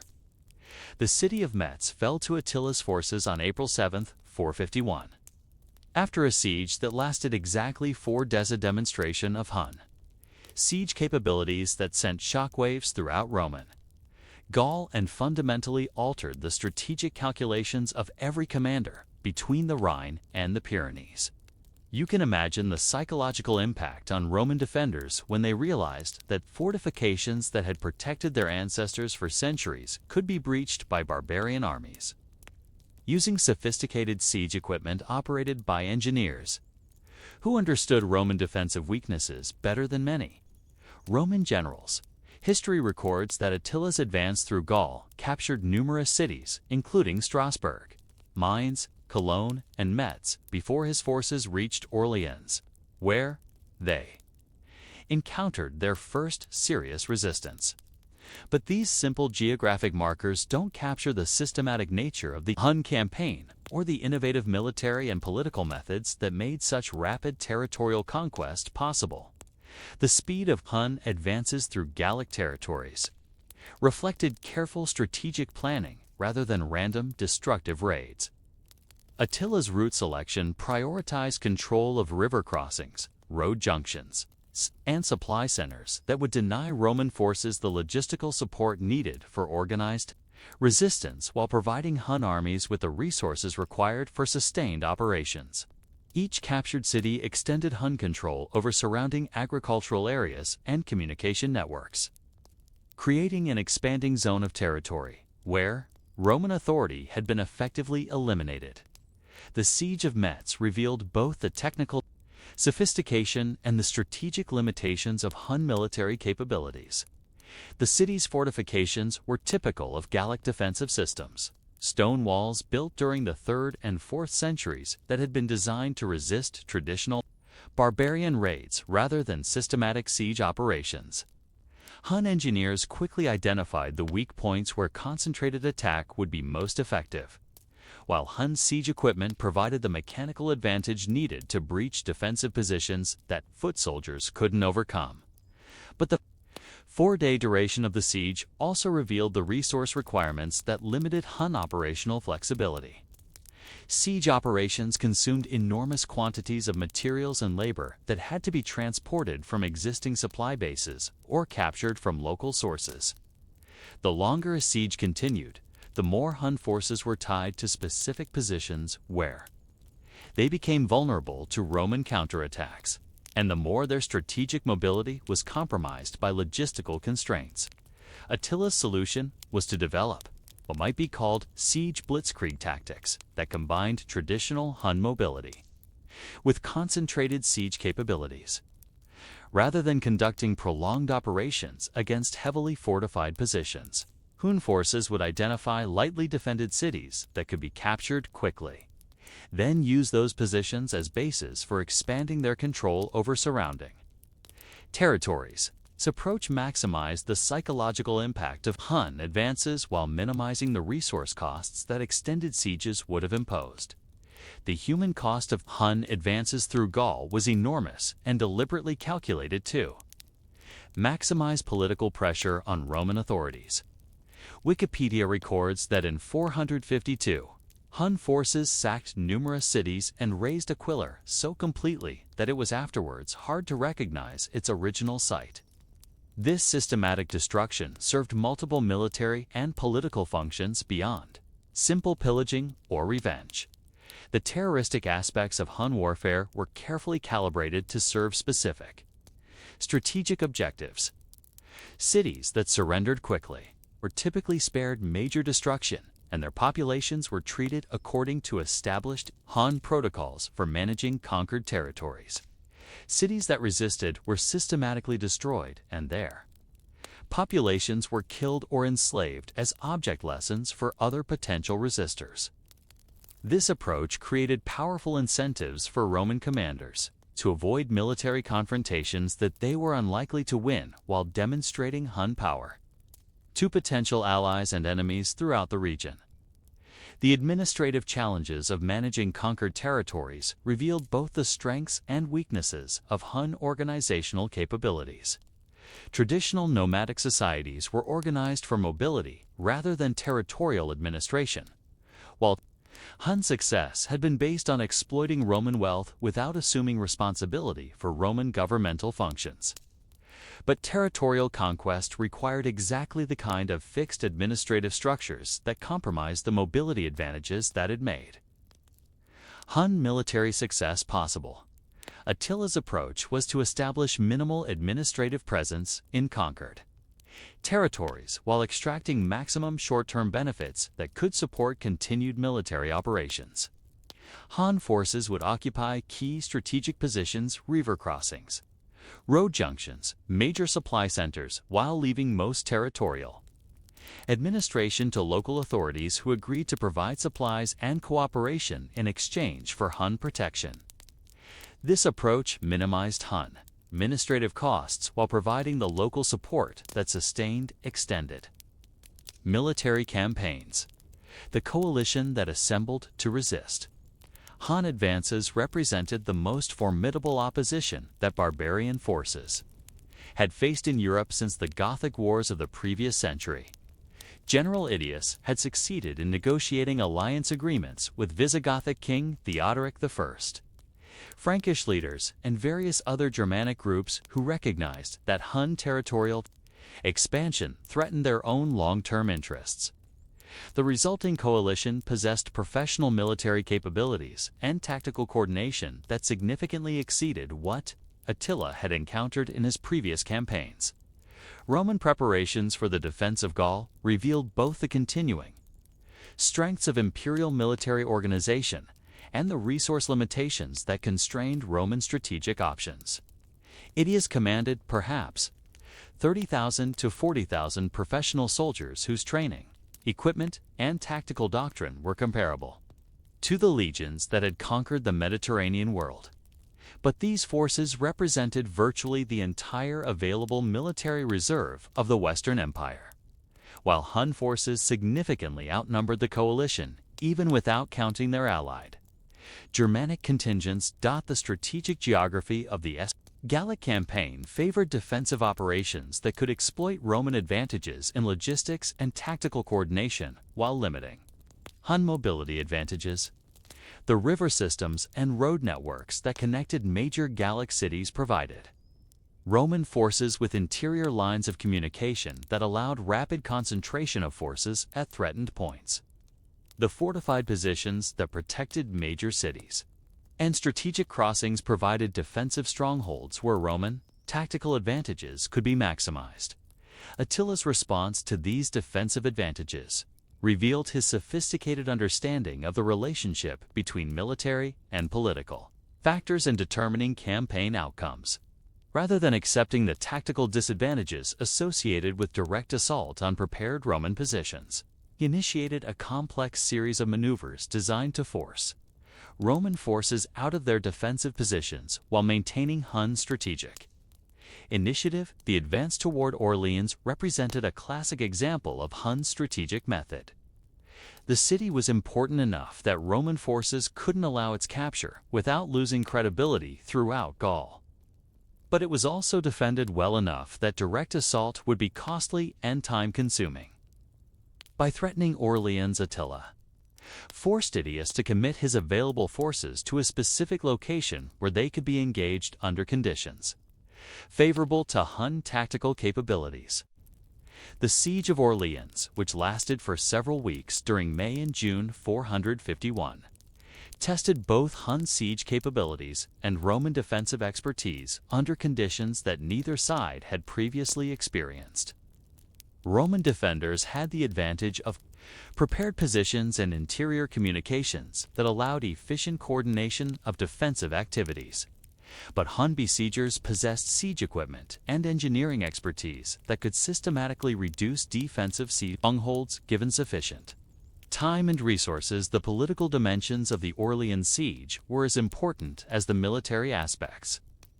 Local Gallic populations were watching to see whether Roman forces could provide effective protection against Hun attacks, while Germanic allies were evaluating whether continued cooperation with Rome offered better prospects than accommodation.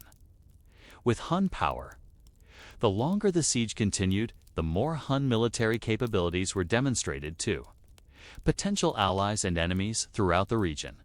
Hun logistical capabilities were tested to their limits during the extended operations around Orleans.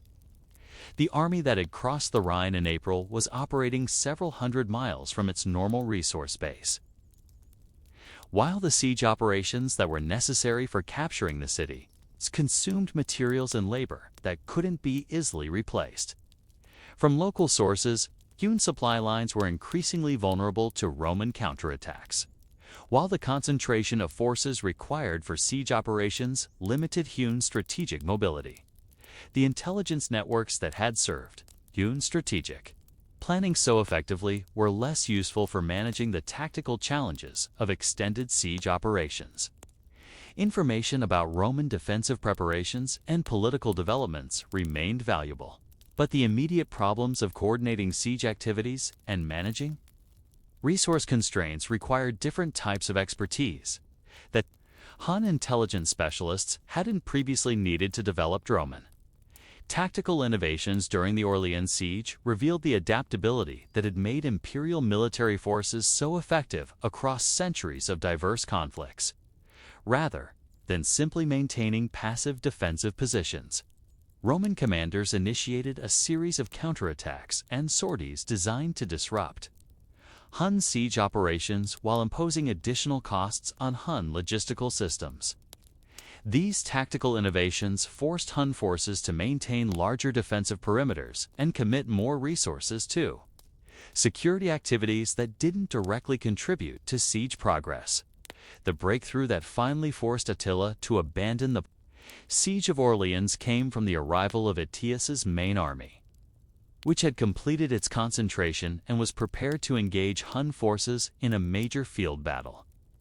The approaching confrontation would test all of the military innovations and tactical developments that both sides had been developing for decades. But more importantly, it would determine whether the entire system of Hun power could survive. The transition from diplomatic extortion and limited military operations to the full-scale territorial warfare that Attila's ambitions had made inevitable. The morning of June 20th, 451, dawned gray and humid across the rolling plains near Chalons and Champagne, where you could witness the culmination of decades of military innovation and political maneuvering as two of history's most sophisticated military systems prepared to test their ultimate capabilities against each other. The Battle of the Catalonian Plains would demonstrate not just the tactical strengths and limitations of Hun and Roman military doctrines, but the strategic constraints that determined whether continental conquest was possible for a nomadic confederation operating at the extreme limits of its organizational capabilities. Wikipedia records that Attila was stopped in the Battle of the Catalonian Plains during his advance through Gaul. But this simple statement doesn't capture the complex tactical, logistical, and political factors that combined to produce one of the most significant military encounters of the 5th century. The battle represented more than a clash between Hun and Roman armies. It was a test of whether the innovations that had made systematic Hun expansion possible could overcome the accumulated military expertise and defensive advantages that had protected Roman civilization for centuries. The strategic situation that produced the Catalonian Plains confrontation reflected the interaction between Hun military capabilities and the geographical realities of European warfare. Attila's forces had demonstrated their ability to capture fortified positions and control strategic territories. But sustained operations across hundreds of miles from their normal resource base were straining Hun logistical systems to their practical limits. Roman forces under Attila had avoided decisive engagement until they could concentrate adequate forces and choose battlefield conditions that minimized Hun tactical advantages. The coalition that Attila had assembled represented the most formidable military opposition that Hun forces had encountered in their decades of expansion. In addition to Roman legions, the coalition included Visigothic forces under King Theodoric I, Frankish warriors, Burgundian contingents, and various other Germanic groups whose combined military capabilities significantly exceeded what any single Roman army could have provided. This coalition represented not just numerical strength, but tactical diversity that complicated Hun battle planning and reduced the effectiveness of standardized Hun tactical methods. The Hun force that approached the Catalonian Plains was equally diverse but faced coordination challenges that reflected the fundamental tensions between nomadic military culture and the requirements of continental warfare. Traditional Hun-mounted archers formed the core of Attila's army, but they were supported by Germanic infantry, siege engineers, and various specialized units whose combat effectiveness depended on tactical coordination that was difficult to achieve across cultural and linguistic boundaries. The battlefield, geography around Chalons and Champagne, offered both opportunities and constraints for the tactical methods that each side preferred. The open terrain favored Hun cavalry operations and traditional nomadic tactics based on mobility and archery. But it also provided Roman forces with clear fields of fire and opportunities for the kind of coordinated infantry operations that had made Roman armies so effective in previous centuries. neither side could claim decisive geographical advantages that would predetermine battle outcomes. The tactical innovations that each side had developed during the previous decades were tested under battlefield conditions that neither had previously experienced. Hun siege equipment and engineering capabilities weren't directly relevant to field combat, while Roman defensive expertise was less useful in mobile engagements than in siege operations. Both armies had to rely primarily on their traditional tactical strengths while improvising responses to enemy capabilities that exceeded historical precedents. Hun battle tactics at Catalonian plains demonstrated both the continuing effectiveness of traditional nomadic warfare and the limitations imposed by the diverse force structure that Attila's expanded ambitions had made necessary. Hun-mounted archers retained their traditional advantages in mobility and firepower, but coordinating their activities with Germanic infantry and specialized support units reduced the flexibility that had made Hun armies so difficult for their enemies to counter. The opening phases of the battle revealed the psychological dimensions of the confrontation between these military systems. Hun forces had built their reputation on swift victories and the demoralization of enemies, who couldn't match Hun mobility and firepower. But the coalition forces at Catalonian plains had been specifically prepared for Hun tactical methods and possessed both the training and leadership needed to maintain cohesion under pressure. Roman tactical performance during the battle demonstrated the continuing effectiveness of imperial military doctrine when applied by professional soldiers under competent leadership. Roman formations maintained their coordination despite Hun harassment, while Roman cavalry provided the mobility needed to respond to Hun maneuvers. Most importantly, Roman leadership successfully coordinated the activities of diverse coalition forces whose different tactical traditions might have created insurmountable command and control problems. The death of Visigothic King Theodoric I during the battle illustrated both the human costs of these strategic confrontations and their political consequences.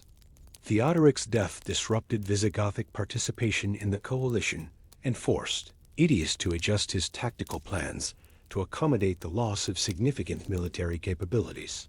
But it also demonstrated to Hun forces that their enemies were prepared to accept substantial losses rather than concede on territorial demands. Hun tactical adjustments during the battle revealed Attila's personal military expertise and the flexibility that had made him such an effective commander.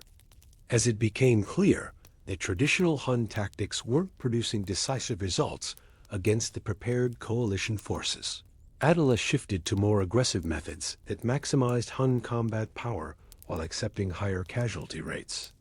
This tactical flexibility prevented Roman victory, but couldn't achieve the decisive Hun triumph that strategic objectives required. The battle's inconclusive outcome reflected the fundamental strategic realities that both sides faced rather than tactical failures by either army.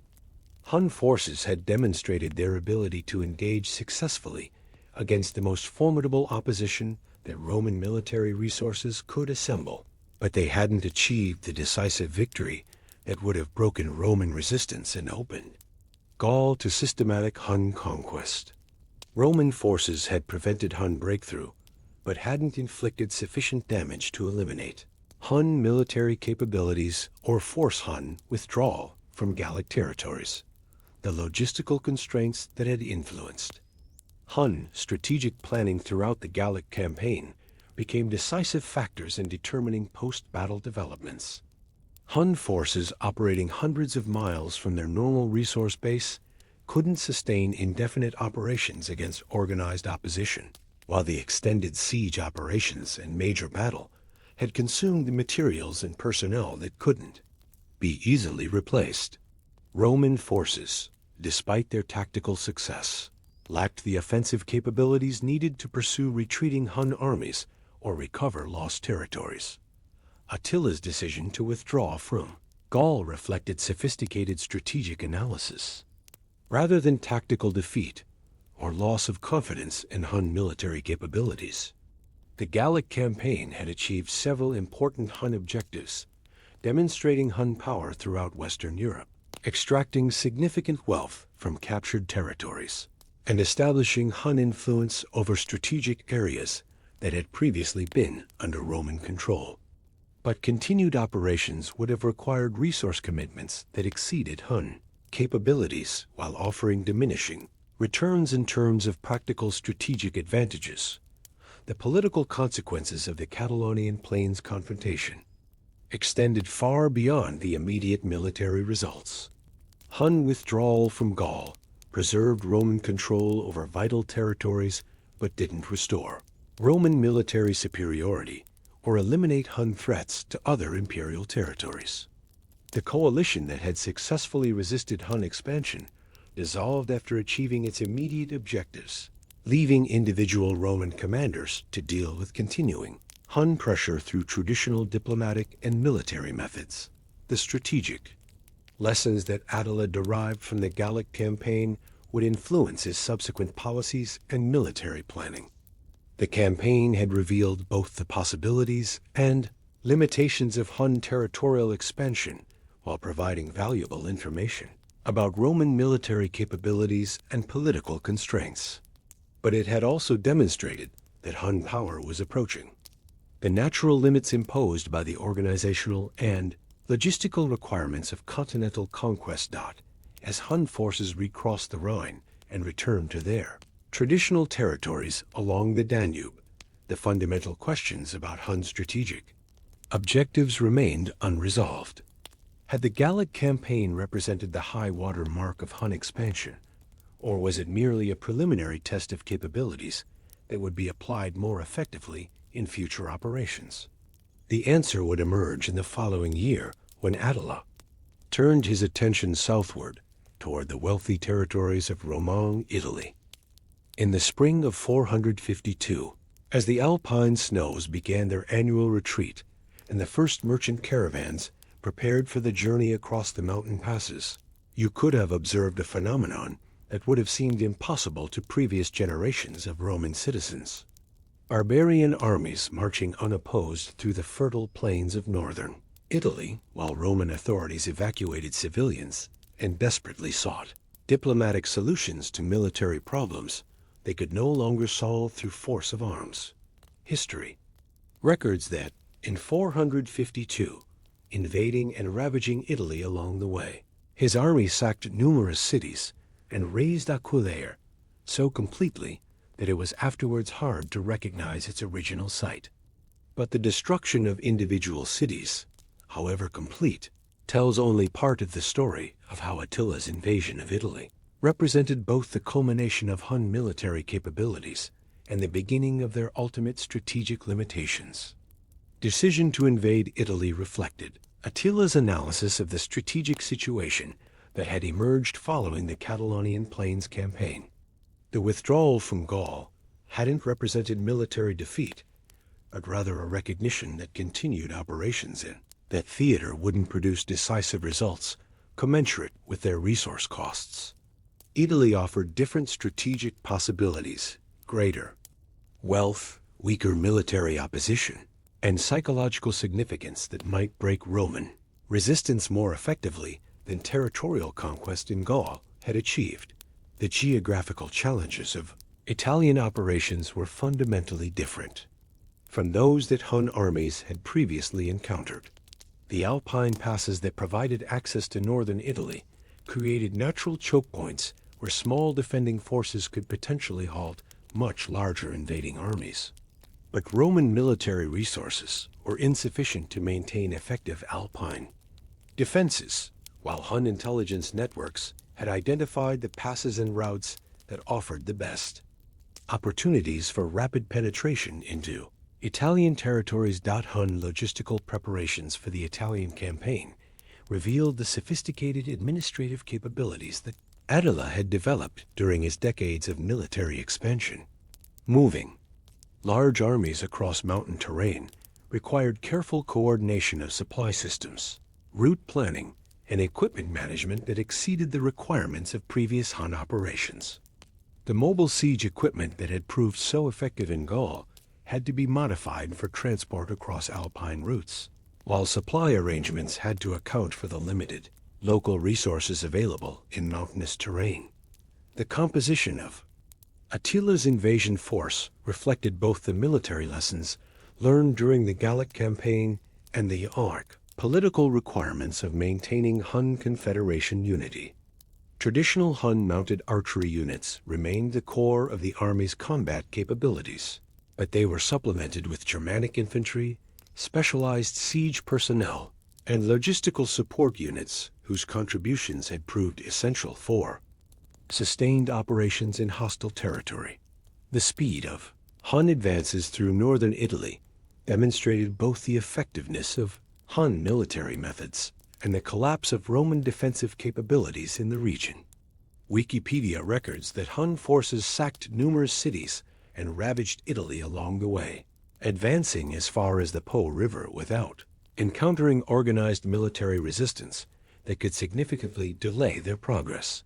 The siege and destruction of Aquilare provided a dramatic demonstration of Hun siege capabilities that sent psychological shockwaves throughout the Roman world.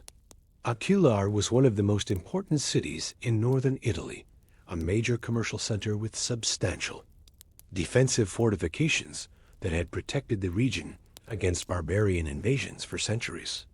The complete destruction of such a significant urban center demonstrated that no Roman city was safe from Hun military capabilities. The systematic thoroughness of Aquilare's destruction revealed Hun appreciation for the psychological dimensions of territorial conquest. Rather than simply capturing the city and moving on, Hun forces devoted the time and resources necessary to eliminate virtually all traces of urban civilization. This approach maximized the terroristic impact of Hun advances while sending clear messages to other potential targets about the consequences of resistance. Hun treatment of civilian populations during the Italian campaign reflected calculated policies designed to serve specific military and political objectives. Cities that surrendered without resistance were typically spared major destruction, while their populations were treated according to established Hun protocols for managing conquered territories. But cities that offered resistance were systematically destroyed and their populations were killed or enslaved as object lessons for other potential resistors. The administrative challenges of managing Italian territories revealed both the capabilities and limitations of Hun organizational systems.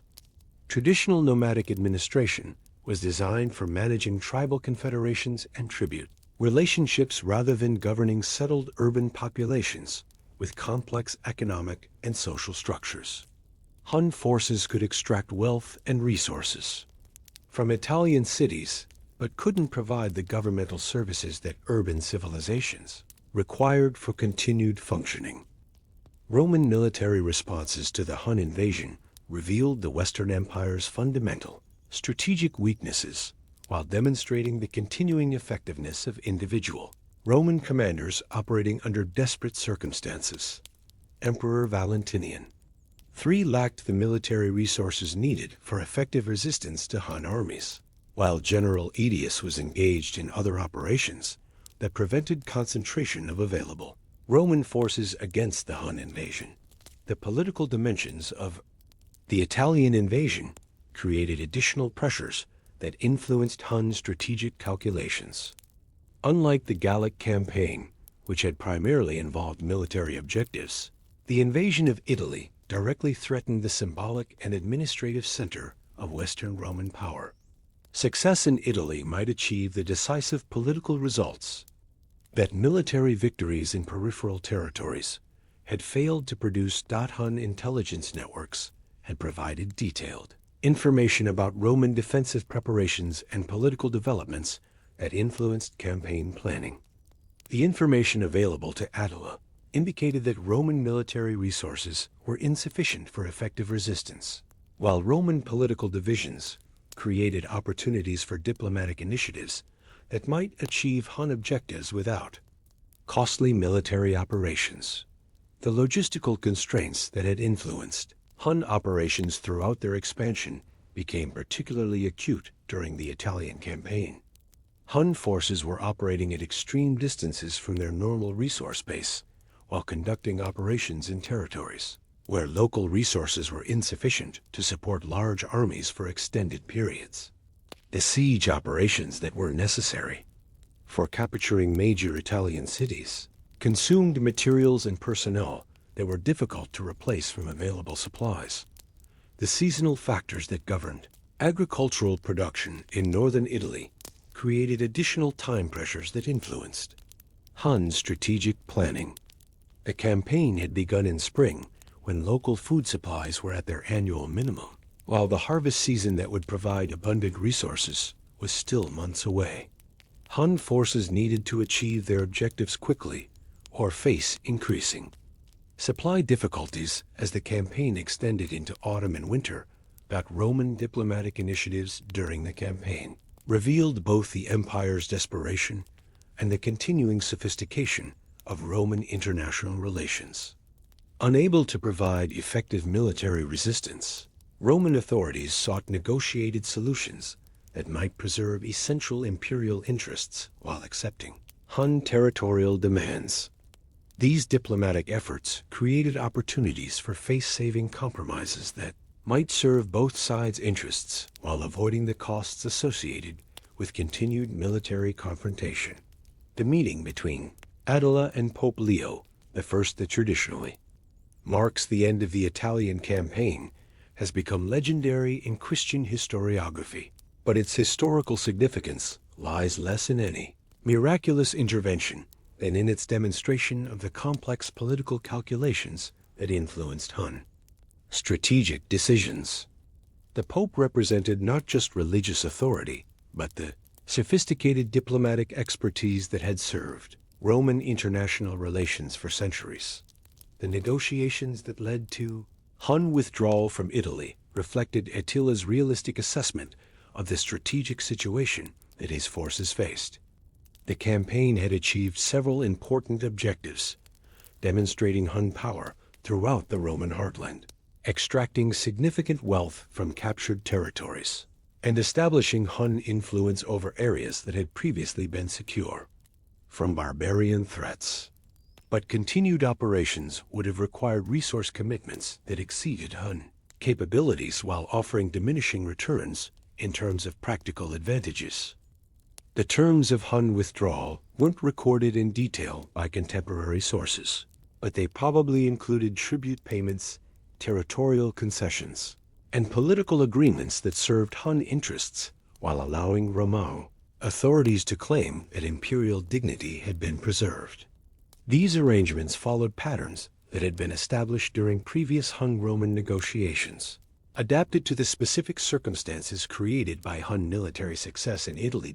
As Hun forces began their withdrawal from Italian territories in late 452, the fundamental questions about Hun's strategic objectives remained unresolved. The Italian campaign had demonstrated that Hun military capabilities were adequate for defeating Roman resistance and capturing any territories that Attila chose to target. But it had also revealed the logistical and administrative constraints that made permanent territorial conquest difficult for a confederation whose fundamental advantages were based on mobility and flexibility rather than fixed territorial control. What kind of long-term relationship between Hun and Roman power would emerge from this demonstration of Hun military superiority and Roman political weakness?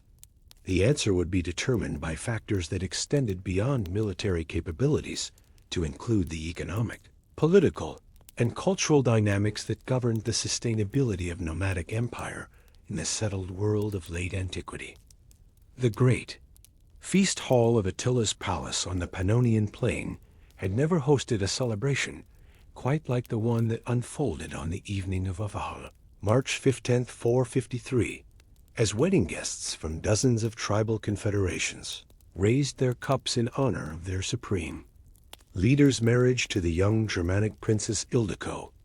You could have witnessed the pinnacle of Hun power and prestige and the last moments of the man whose personal genius had transformed a collection of nomadic tribes into the dominant military force in European politics.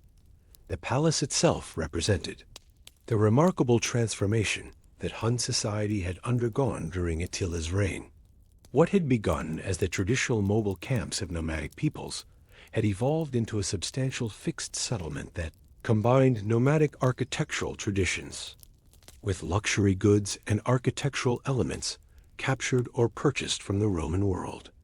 The great hall where the wedding feast was held could accommodate hundreds of guests while displaying the accumulated wealth that decades of successful campaigns and tribute extraction had provided.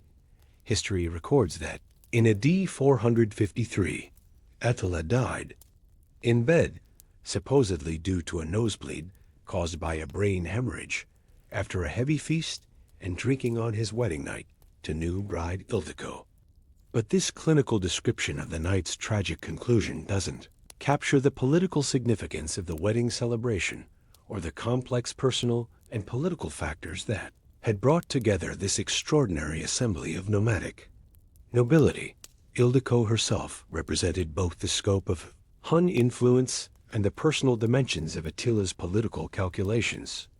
She was probably a Germanic princess whose marriage to Attila cemented an alliance between the Hun Confederation and one of the important Germanic tribal groups that had become incorporated into Hun military and political systems. But she was also Attila's latest addition to a collection of wives and concubines that reflected both traditional nomadic polygamy and the diplomatic requirements of managing a diverse tribal confederation. The guest list for the wedding feast revealed the complexity of the political system that Attila had created during his rise to supreme power. Tribal leaders from across the Hun Confederation were present, representing groups as diverse as the Alans, Gepids, Ostrogoths, Rugi, and dozens of smaller tribal entities whose loyalty was essential for maintaining Hun military capabilities. Roman officials and diplomats were also in attendance, acknowledging through their presence the diplomatic relationships that had made Hun expansion possible without constant military confrontation. The ceremonial aspects of the wedding celebration combined traditional Hun customs with innovations that reflected the Confederation's expanded wealth and political significance. Traditional nomadic wedding ceremonies were relatively simple affairs that emphasized practical arrangements between families and clans, but Attila's wedding required ceremonial elements that acknowledged his status as supreme leader of a confederation that rivaled the Roman Empire in military power and political influence. The feast itself represented a display of wealth and luxury that would have impressed even Roman aristocrats accustomed to imperial extravagance. Hun wealth, accumulated through decades of tribute collection and military conquest, had been converted into forms that could provide appropriate hospitality for such an important gathering. Gold vessels from Roman workshops, silk textiles from Vom, Asian trade routes, and exotic foods from throughout the known world demonstrated that Hun power could command the finest products available anywhere. In the contemporary world, the drinking that accompanied the feast followed traditional nomadic customs that emphasized both hospitality and the social bonding that held tribal societies together. Fermented maize milk, Hun traditional alcoholic beverage, was supplemented with Roman wine and other imported alcoholic beverages that reflected Hun integration into broader European commercial networks. The consumption of large quantities of alcohol was expected behavior that demonstrated both personal capacity and social status within nomadic cultural traditions. The political conversations that accompanied the wedding feast revealed both the confidence and the concerns that characterized Hun leadership at this moment of apparent triumph. Recent military successes in Gaul and Italy had demonstrated Hun capabilities while extracting enormous wealth from Roman territories. But the logistical and administrative challenges associated with governing conquered territories were creating new pressures that traditional nomadic political systems weren't designed to handle. The succession issues that would become critical following Attila's death were probably discussed informally during the wedding celebration, though contemporary sources don't provide details about these conversations. Traditional nomadic succession practices were based on consensus among tribal leaders rather than automatic inheritance, while the unprecedented scale of Hun power created new questions about how supreme leadership should be transferred. These issues would become crucial when Attila's death eliminated the personal authority that had held the confederation together. Intelligence reports that reached Attila during the wedding celebration probably included information about Roman military preparations and political developments that might influence future Hun operations. Roman authorities were using the temporary respite provided by Hun withdrawal from Italy to rebuild their military capabilities and negotiate new alliance agreements with Germanic groups who might be willing to resist further Hun expansion. This intelligence created pressure for continued Hun military activity before Roman countermeasures could significantly reduce Hun advantages. The economic calculations that influenced Hun strategic planning were also probably discussed during the celebration. The wealth that had made the wedding feast possible was largely derived from tribute extraction and military conquest rather than internal productive activities. Maintaining Hun prosperity required continued success in external operations, while any reduction in military effectiveness would threaten the economic foundations of Hun political power. The cultural tensions within Hun society were reflected in the wedding celebration's combination of traditional nomadic elements with innovations borrowed from settled civilizations. Younger Hun leaders, particularly those who had grown up during the period of rapid expansion, were increasingly attracted to the luxury and sophistication that Roman wealth could provide. But older leaders and traditional tribal groups were concerned about the effects of cultural change on the nomadic values and military capabilities that had made Hun success possible. Attila's personal behavior during the wedding celebration revealed both his continued physical vigor and the enormous psychological pressures associated with his position as supreme leader. Contemporary sources suggest that he consumed unusually large quantities of alcohol, even by nomadic standards, possibly indicating stress or concern about the challenges facing Hun power despite recent military successes.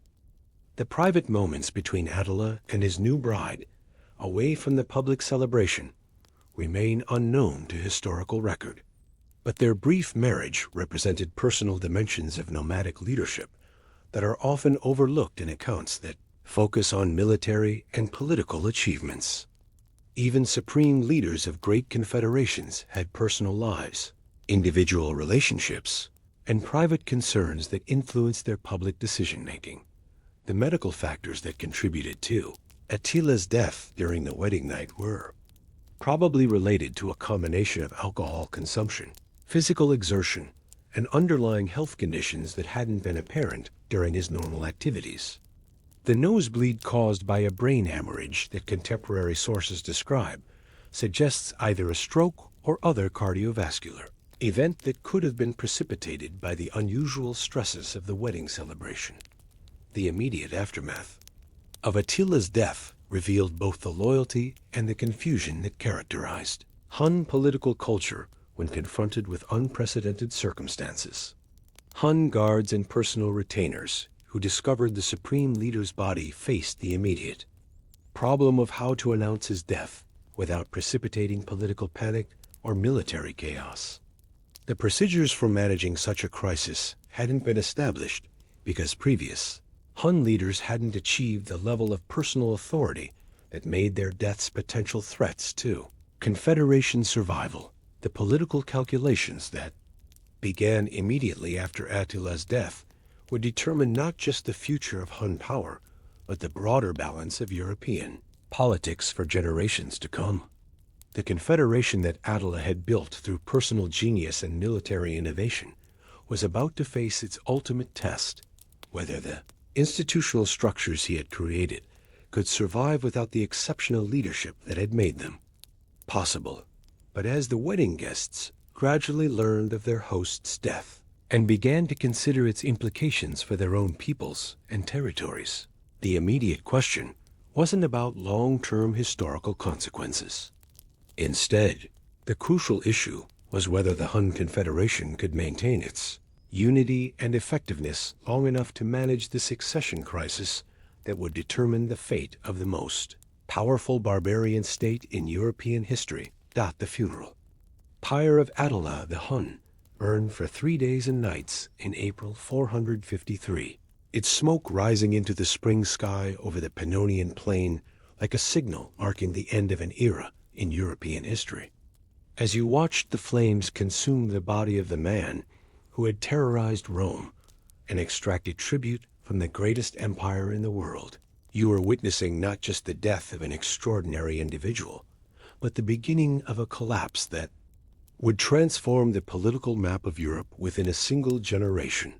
Wikipedia records that, after Attila's death, his close advisor, Ardaric of the Gepids, led a Germanic revolt against Hunnic rule, after which the Hunnic Empire quickly collapsed. But this simple statement doesn't capture the complex political, military, and cultural factors that combined to destroy within months what had taken decades to build, or the profound historical consequences that followed from the disintegration of Hun power. The immediate succession crisis that followed. Attila's death revealed the fundamental weakness that had been concealed by his exceptional personal capabilities. Traditional nomadic succession practices were based on consensus among tribal leaders, but the unprecedented scale of Hun power created new questions about how supreme leadership should be divided or transferred. Attila's sons Elik, Dengizik, and Ernak were all potential claimants to their father's position, but none possessed the combination of military genius, political skill, and personal charisma that had made their father's authority unquestionable. The political dynamics of the succession struggle reflected the diverse interests and concerns of the various groups that had comprised the Hun Confederation. Traditional Hun tribal leaders wanted to preserve the nomadic cultural values and military practices that had made Hun expansion possible. Germanic chieftains, who had been incorporated into Hun society, sought to maintain their autonomy while continuing to benefit from association with Hun power. Administrative specialists and military professionals who had served Attila's government were concerned about preserving the institutional structures that had provided their positions and authority. The competition between Attila's sons quickly escalated from political maneuvering to armed conflict as each brother sought to establish his legitimacy through demonstration of military capability. But the civil war that resulted from this competition consumed precisely the resources and the military effectiveness that would have been needed to maintain Hun dominance over the Confederation's subject peoples. Germanic tribes that had previously accepted Hun suzerainty began to calculate whether continued loyalty served their interests better than independence or alliance with Roman power. Ardaric of the Gepids, who had served as one of Attila's most trusted advisors and military commanders, possessed both the political authority and military capability needed to organize resistance to continued Hun domination. His decision to lead a Germanic revolt reflected sophisticated analysis of the strategic situation that had emerged following Attila's death. The Hun Civil War provided opportunities for successful resistance that hadn't existed during Attila's lifetime, while Roman authorities were offering alliance terms that made independence from Hun control increasingly attractive. The Battle of Nidau in 454, where Ardaric's coalition defeated the forces of Elik and effectively ended Hun political supremacy, demonstrated both the military capabilities that Germanic groups had developed under Hun leadership and the extent to which Hun power had depended on Attila's personal authority. The same Germanic warriors who had served in Hun armies during the invasions of Gaul and Italy proved equally effective when fighting against Hun leadership under commanders who understood Hun tactical methods and strategic weaknesses. The death of Elik at Nidau eliminated the most capable of Attila's sons, while demonstrating to potential Hun supporters that the new leadership lacked the military effectiveness that had been essential for Confederation success. Dengisik and Ernek, the surviving brothers, were forced to retreat with their remaining followers to territories north of the Danube, where they attempted to maintain reduced versions of Hun power while accepting the loss of most of their fathers. Empire. The collapse of Hun political control created power vacuums throughout Central and Eastern Europe that were filled by the various Germanic groups that had previously been subject to Hun authority. The Ostrogoths established independent kingdoms in Pannonia and eventually Italy. The Gepids gained control over territories in modern Hungary and Romania, while other groups sought accommodation with Roman authorities or carved out independent territories from the ruins of Hun Empire. Long responses to the Hun collapse revealed both the opportunities and dangers that Hun disintegration created for imperial interests. The elimination of Hun military pressure allowed Roman authorities to reduce the tribute payments that had drained imperial treasuries for decades, while the fragmentation of Hun power created opportunities for Roman diplomacy to exploit conflicts among various Germanic groups. But the same Germanic peoples who had fought against Hun authority also possessed the military capabilities and territorial ambitions that threatened Roman provinces. The long-term consequences of Hun collapse extended far beyond the immediate redistribution of political power in Central and Eastern Europe. The Hun Confederation had served as a buffer between Roman territories and the various nomadic peoples of the Eurasian steppes, while Hun military pressure had prevented the consolidation of Germanic power that would eventually challenge Roman control over Western Europe. The elimination of Hun authority removed these constraints and created conditions for the Germanic migrations and conquests that would ultimately transform the Western Roman Empire. The cultural and technological legacies of Hun expansion survived the political collapse of Hun power and continued to influence European development for centuries. The military innovations that Attila had developed, particularly the integration of siege warfare with nomadic mobility, were adopted by various Germanic groups and contributed to their effectiveness against Roman defensive systems. The administrative techniques that had managed Hun tribute extraction and territorial control provided models for the governmental systems that emerged in post-Roman Europe. The demographic consequences of Hun expansion and collapse created lasting changes in European population patterns. The forced migrations that had resulted from Hun conquests had displaced millions of people throughout Central and Eastern Europe, while the collapse of Hun authority created additional population movements as various groups sought new territories and political arrangements. These demographic changes contributed to the cultural mixing and political fragmentation that characterized early medieval Europe. The economic systems that had developed during the period of Hun expansion were disrupted by the collapse of Hun political authority, but continued to influence European commercial development. The trade networks that had connected the Eurasian steppes with Mediterranean markets through Hun intermediaries were maintained by other groups, while the wealth that had been concentrated in Hun hands was redistributed throughout Europe in ways that affected economic development for generations. The historical memory of Hun power and Attila's achievements continued to influence European political and cultural development long after the collapse of Hun authority.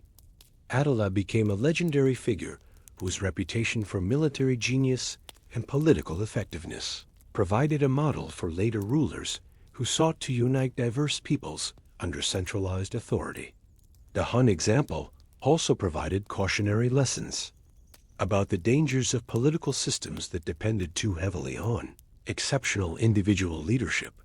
The final attempts by Dengisik and other Hun leaders to restore their people's former power ended in failure and ultimately in their deaths or disappearance from historical record. By the 460s, Hun political authority had effectively vanished from European politics, while the peoples who had comprised the Hun Confederation had either been absorbed into other political systems or had established independent existences as relatively minor players in the complex political landscape of post-Roman Europe. The irony of Attila's historical legacy lies in the contrast between his remarkable individual achievements and the ultimate fragility of the political system he had created.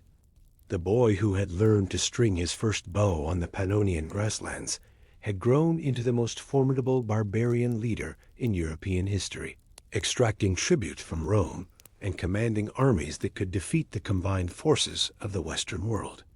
But the very personal qualities that had made his success possible, individual genius, exceptional charisma, unique strategic vision also, made that success impossible to transfer to successors who lacked his extraordinary capabilities.